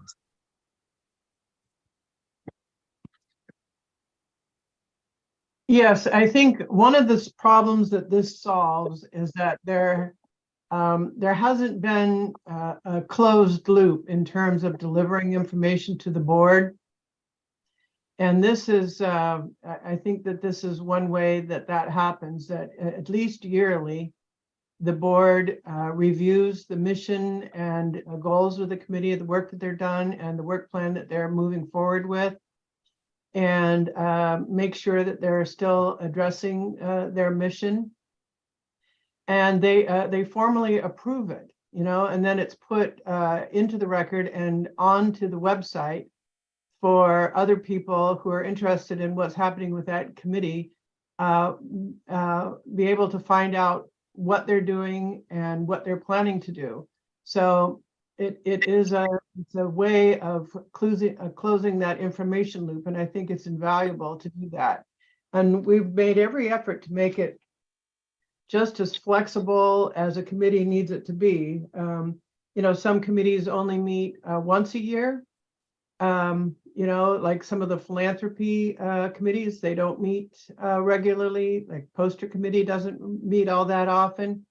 And they can choose, you know, right at when they're doing the work that they're doing, the annual work, whatever it is, they can then fill out their document at that point, send it in to the organization, have it saved in a group, and then instead of the board having to process these one by one, they're able to do it in a group. And then we, you know, and if they have feedback for the committee at that point, they can provide it to them. And I do think it's an important tool that be useful to the organization and probably very useful to the committees.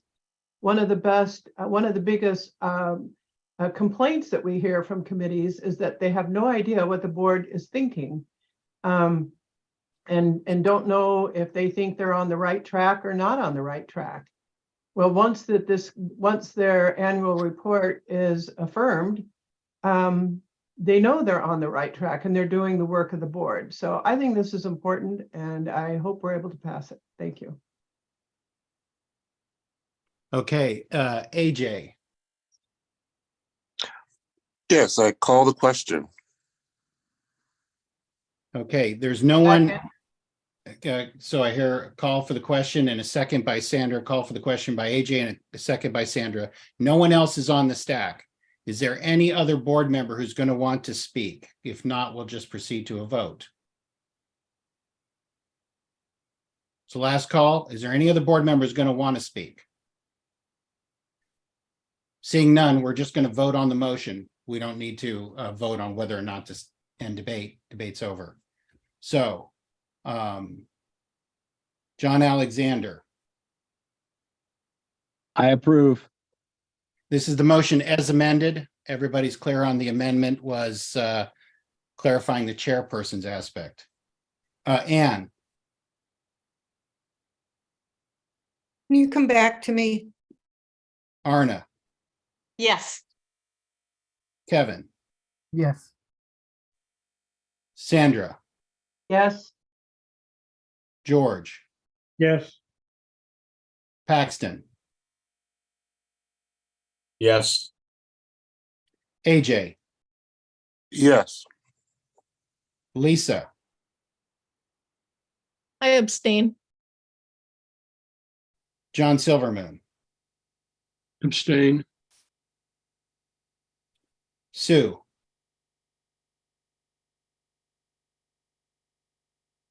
Sue,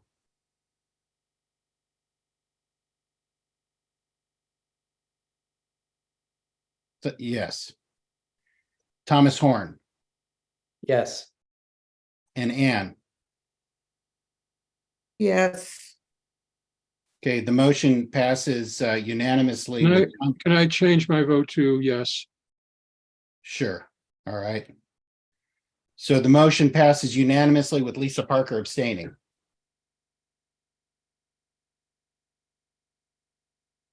All right, so we need sometime at the end of the meeting, can we, do we think we can do the bylaw amendments in 15 or 20 minutes?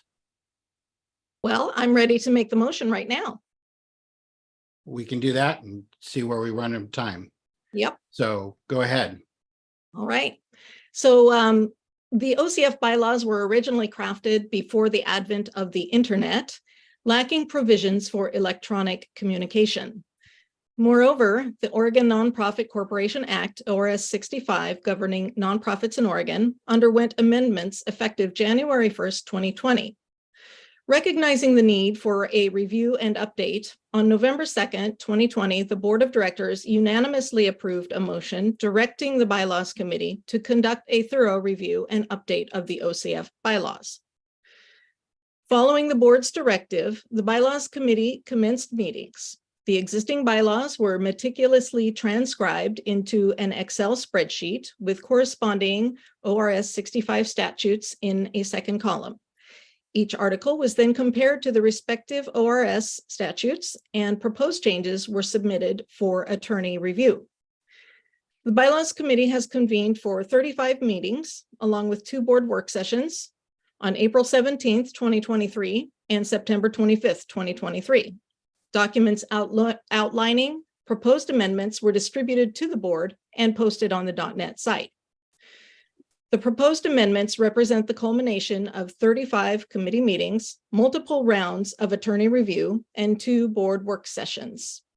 Upon board approval, the third column from the left, titled Draft of Bylaws with Changes, will officially become the amended bylaws of the Oregon Country Fair. Therefore, I move that the Board of Directors approve the amended bylaws of the Oregon Country Fair as submitted by the OCF Bylaws Committee. Is there a second?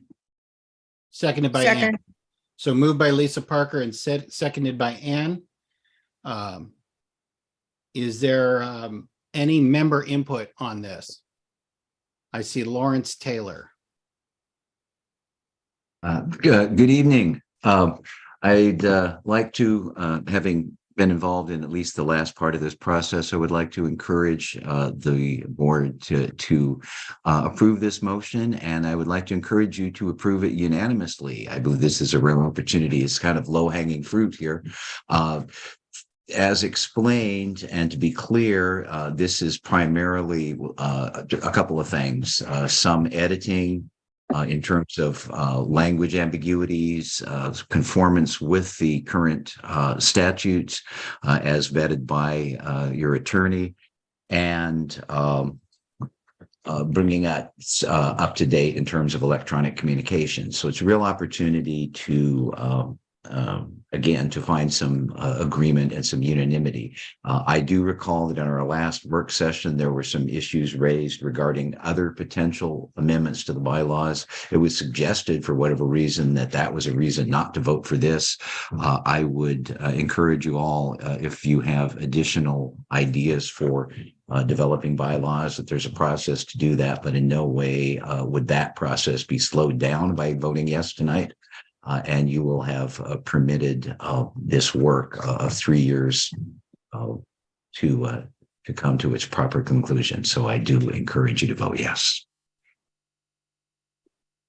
Are there any other members who wish to speak to this motion? Last call for any members to speak to the motion. Okay, seeing none, we're going to go to board discussion on the motion. And AJ. Yeah, so I attended both work sessions, and I have been paying close attention to the conversations even amongst the board. I was concerned at the most recent work session that there were some questions that were not answered. And there was another send to our attorneys to get some confirmation on things. The board received feedback from those questions that were answered to the attorney, answered by the attorney. I think we're talking about the bylaws, and making any changes in our bylaws is a pretty significant thing. And I don't feel comfortable as a board member voting on this particular motion based on the outstanding questions, and what I think is most important, the fact that the membership as a whole has not seen this final product with the information that was just recently gathered from the attorneys.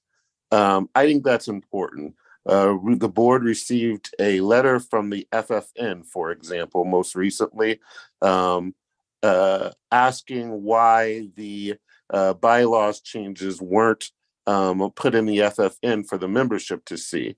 The FFN received a message back saying, well, these are kind of what we already heard tonight, that these were small changes, and basically it was inconsequential, the information. And I don't accept that. I think our bylaws, if there's going to be any changes, need to be thoroughly understood by our membership and the whole board. And I'm just concerned that that hasn't happened in this case. And I said so in the meeting, so this is not a surprise to the folks who worked on it. And I lastly want to say I appreciate all committee work, and I especially appreciate the 3 years of or more of work that has gone into this. That doesn't mean that it's complete yet, and I would like for the bylaws committee to make sure that because its importance to this organization, that it is an example to all committees on making the membership thoroughly aware of the changes and understanding the changes, as well as the board members themselves. Thank you. So it looks like a small homage to technical problems, that Spirit lost connection and intended to raise her hand for member input, and we just began. How much time does Spirit have left? 2 minutes. I'm going to allow Spirit to speak, and then Lainey raised your hand, but that was after we've ended member input. So unless you lost connection or something, I think we need to call it good. Thank you, Stephen. And I really apologize. It's a constant issue that I have. This is really important to me above anything else. These are our bylaws, and membership needs to be aware. And it's in our bylaws that membership has input, and there should be significant recognition of the input that membership has when the board is voting on a motion. And so what I see in these changes is that it's eliminating membership input here. Once upon a time, there were 60 days in which we got to give input on a bylaw change. If one word was changed, it got put back on the agenda. Now, that was not in the bylaws. However, it was the standard, and then it went down to 30 days. Now I see that it's kind of eliminated. It could go from new to old just like that. I would like there to be something put in there so that the membership has a clear 30 to 60 days on the agenda as new business, fully worded, any changes to the bylaws. This effectively eliminates that. I urge you to please vote no on this or table it and send it back to the bylaws committee to work on this. Do not continue to disenfranchise the membership. Sorry if you heard a toilet flushing in the background, but that's how I feel that this motion is happening. And so please vote no on this or send it back to the bylaws committee. This is unacceptable to disenfranchise the membership any further when it comes to our bylaws. Thank you. End of story. Thank you, Spirit. Okay, Paxton.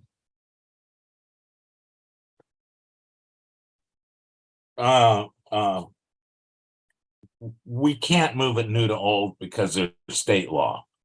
In general, there's publication requirements that we have been following with state law. So that's kind of a specious argument to me.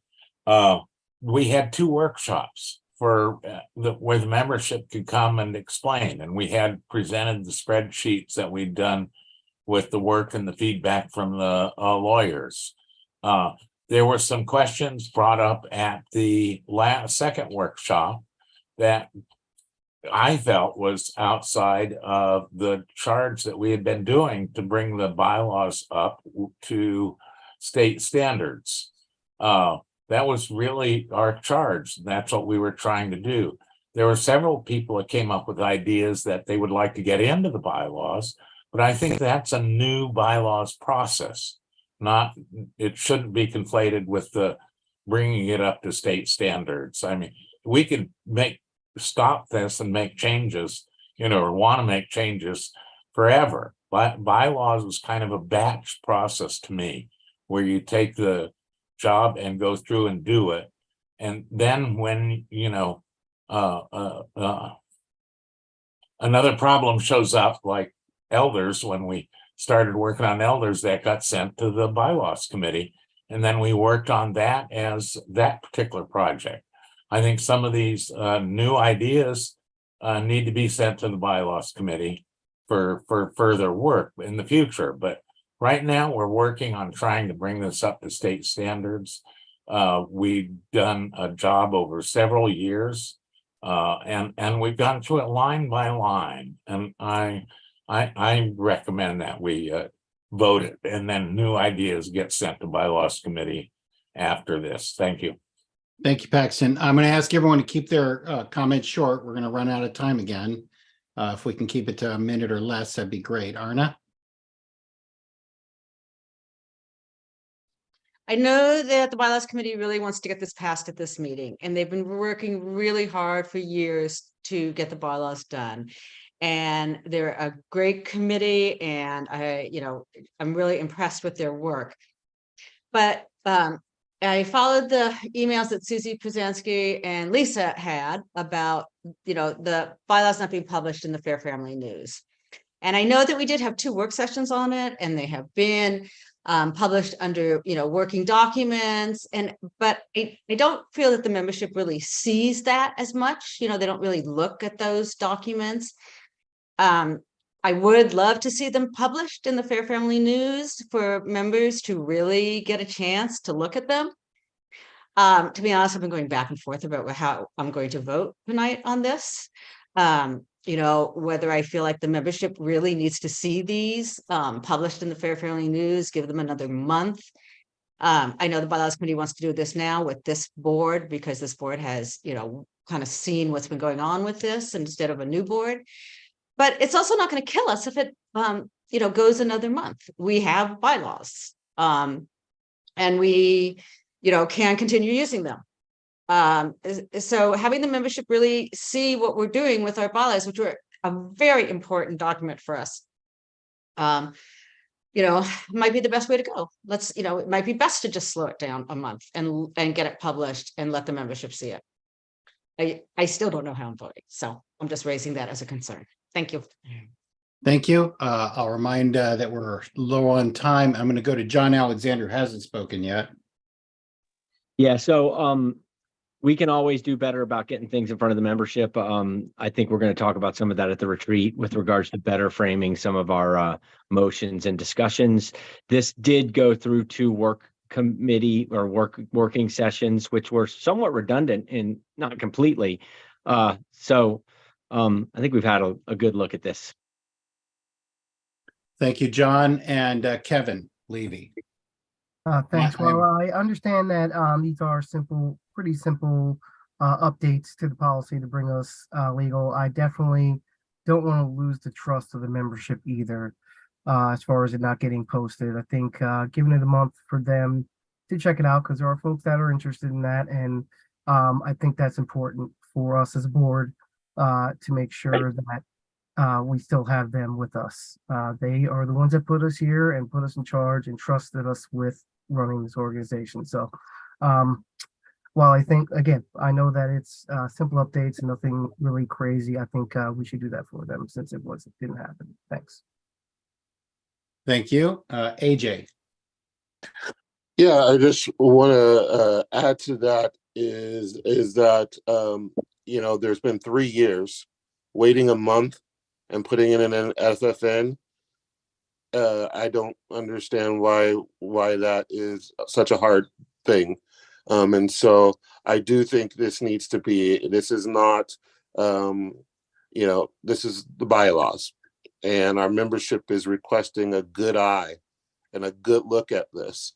I think we should honor that. Okay, I see you, Lisa, but Sue hasn't spoken yet and just raised her hand, so I'm going to let her go. I just want to point out, in time reality, if we want this posted in the Fair Family News so the family has 30 days to look at it, we will not be able to vote on the bylaws until December.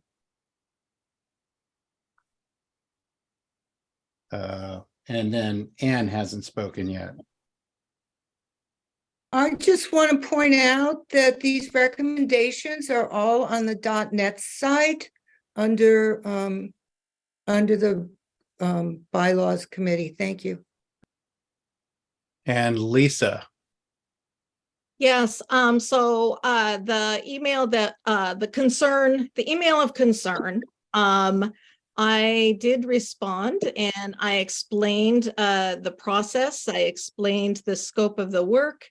I provided links to the documents on the .NET site. And the response that I received was, "Thank you for your response. I confess I have not followed this bylaws process very closely. My concern came from the fact that it's been worked on so long and that it's the final version. I read the document and now more fully understand that the changes are meant to get the current bylaws to conform to current legal requirements. It makes sense that we want a legal bylaws for the OCF, and the changes, to me, read like legal cleanup language. So I have less concern about not having these printed ahead in the Fair Family News." And I won't read the rest of it, but in the end, I agreed to write up an article for the FFN to be published so that the Fair Family would have an opportunity to read about the process that was followed and the results, and that was agreed on. Thank you, Lisa. Okay, so AJ, we have 8 I minutes. just want to say one last thing. I appreciate the reading of that letter, but that is one individual. That is not the membership as a whole. And the membership, we've heard from at least 2 people tonight, and I've heard from many more who want to take a better look at this. And so I again ask the board to vote to postpone this at the very least, and do not vote on this tonight so that the membership has a chance to see it. Are we making a motion to postpone this? I am making a motion to table this until December. To December? Yes. Is there a second to table this till December? I'll second it. Okay, moved by AJ and seconded by Kevin. So we're really talking about postponing it, correct? Correct. And we are very short on time. Does anybody want to debate before we vote on whether or not to postpone the motion? I'm opening it to the members or board. Does anybody want to debate? Otherwise, we're going to move to a vote on whether or not to postpone it. I see no one, so we're going to move to vote on whether or not to postpone this until next month. We're going to start with Kevin. Yes. Arna, Yes. Anne, No. John Alexander, Nope. Thomas Horn, No. Sue Theolis, No. John Silverman, No. and Lisa Parker, No. AJ, Yes. Paxton, No. George, No. Sandra.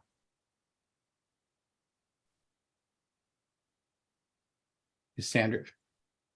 Just give us a thumbs up or down. You're muted though. Okay, so the motion to postpone fails with Anne, John Alexander, Thomas Horn, Sue Theolis, John Silvermoon, Lisa Parker, Paxton, and George voting no. Back to the bylaws motion. Do we have anyone else who wants to speak to the motion from the board? Last call for anyone who wants to speak to the motion. Seeing none, we're going to go to a vote on the motion. And we'll start with Anne. Yes. John Alexander, Approve. that's yes. Thomas Yeah. Horn, Yes. Sue Theolis, Yes. John Silverman, Yes. Lisa Parker, Yes. AJ, No. Paxton, Yes. George, Yes. Sandra, Yes. Kevin, No. Arna. Yes. Okay, so that motion passes with AJ and Kevin voting no. So the bylaws changes have been adopted. With that, we have the new business to amend the Board of Directors rules of order of motion set for next meeting. Should the meeting evaluation come after the next board meeting, the other announcements in the president's piece? We don't have time for the meeting evaluation. Okay, tonight. so we're gonna cut it. I have my hand up. Oh, I'm sorry. What That's for? okay. I would like to move that we extend this meeting for 5 minutes and jump straight to meeting evaluation. Is there a second? I'll Second. it.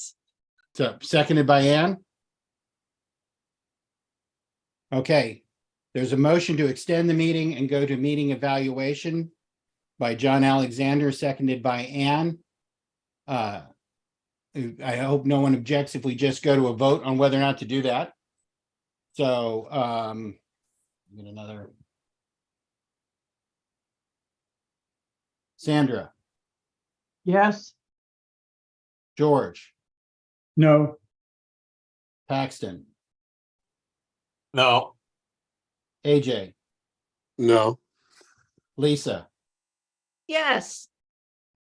John Silvermoon, Yes. Sue, Yes.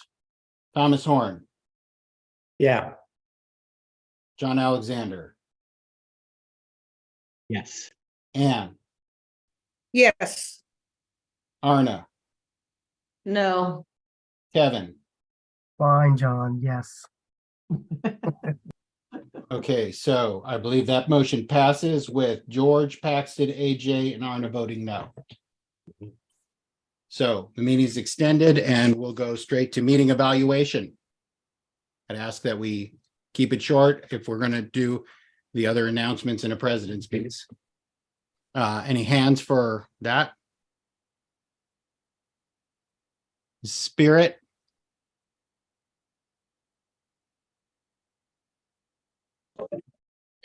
Stephen, I just want to say excellent job on facilitating tonight. Thank you. Sandra, thank you very much. I want to say the same thing. Keeping all these cats corralled is tough, and you did a great job and with calmness and sensibleness, and I really appreciated it. So thank you. Thank you very much. John Alexander. Agreed, that you did a fantastic. Nope. Yeah, mute Spirit. Yeah, there you go. Sorry, John. Great job. And I want to encourage us, and I'm really excited for us to get together and get to talk a little more, to try to focus our conversations on the motions at hand and try to keep concise and avoid repeating ourselves. I think that that's one kind of positive change that we could make to try to help these meetings move along a little more. And I appreciate everybody for their service. And I know everyone's in it for the right reasons, because our heart is with this wonderful fair and the fantastic philanthropic work that we do. Thank you. Thank you very much. Arna. I too want to thank you, Stephen, for running the meeting. It was really well done. Some of the best facilitation we've had in a very long time. And although this isn't part of the meeting evaluation, I want to wish Sandra a happy birthday in front of everybody. Happy birthday, Sandra. Happy birthday. Happy birthday. Lisa Parker. Happy birthday, Sandra. And thank you, Stephen, for your facilitation. You did a good job. Thank you. Lawrence Taylor. Skills are useful, and your skills, Stephen, were absolutely well used. I want to commend not only your skillful facilitation, but the even-handedness of the way that you ran the meeting. It was outstanding. And of course, many happy returns of the day, Sandra. Kevin. Yes, thank you, Stephen. I appreciate your work on getting things put up there, sharing your screen and doing that stuff for us. I think that's really awesome additives. You're hired, and happy birthday, Sandra. Thanks. Thank you very much, everyone. John Silvermoon.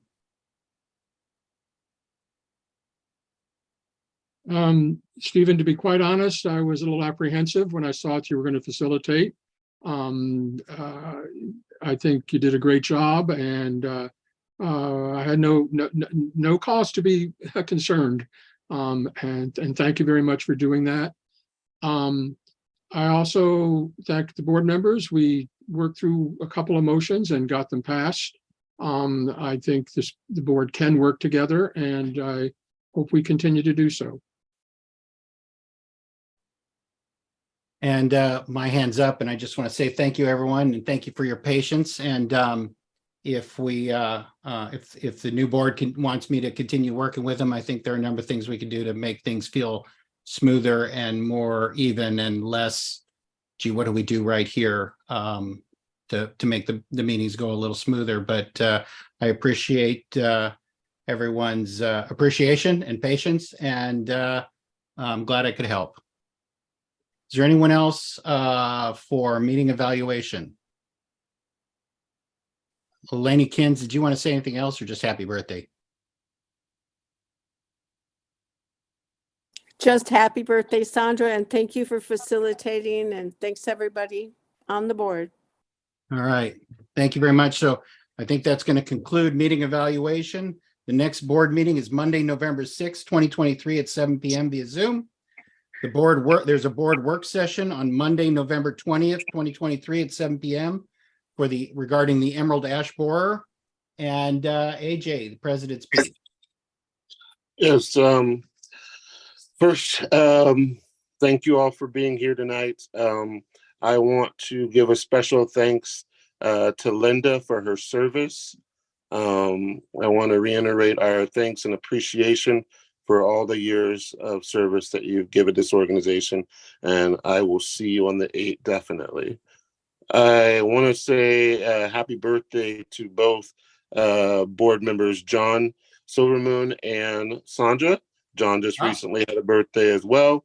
And so I want to send happy birthday wishes to both of you. And then finally, thank you, Stephen, for accepting this.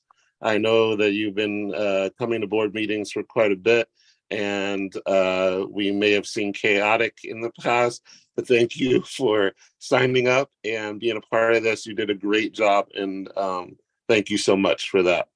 And lastly, I want to leave you with this. I was given a quote by my wrestling teacher back in 7th grade, and he was trying to motivate me to be a better person. And he came up with this quote that stuck in my head, and it was good, better, best. Never let it rest until the good get better and the better get best. And what that means to me is that we strive to do good, but we can always do better. And we know we've made it when we are the best. So I urge you all, as we go along in this journey and as we elect a new board, and you see us functioning and hopefully functioning better together, that you see a progression of us getting really good at what we do to represent you and getting better every day until we can finally get to that point where we represent organizations this large across the nation. So thank you. Thank you, AJ. And do you want to ring us out, Tom? If you got to unmute and see if we can hear it. Yeah, I did. I made some changes, so let's see if it works. If not, it's a silent ring. Silent ring. I don't understand how we can hear you and not hear it. But It's so strange. it's the visuals that count. Yeah, there we go. Say bong. We could all that? hum. Here we go. With that, Pretty the loud, October too. board meeting is adjourned. Thank you very Good much. night. Everybody. Good night, everyone. Thanks. Thanks. Good night, everybody. Happy birthday. The omen from now on, Tom. Happy birthday, Sandra. Thank you. Thank you, Happy birthday, everybody. everyone. Love it. Yeah. Yes, happy birthday Thank you. and a good meeting. Thank you.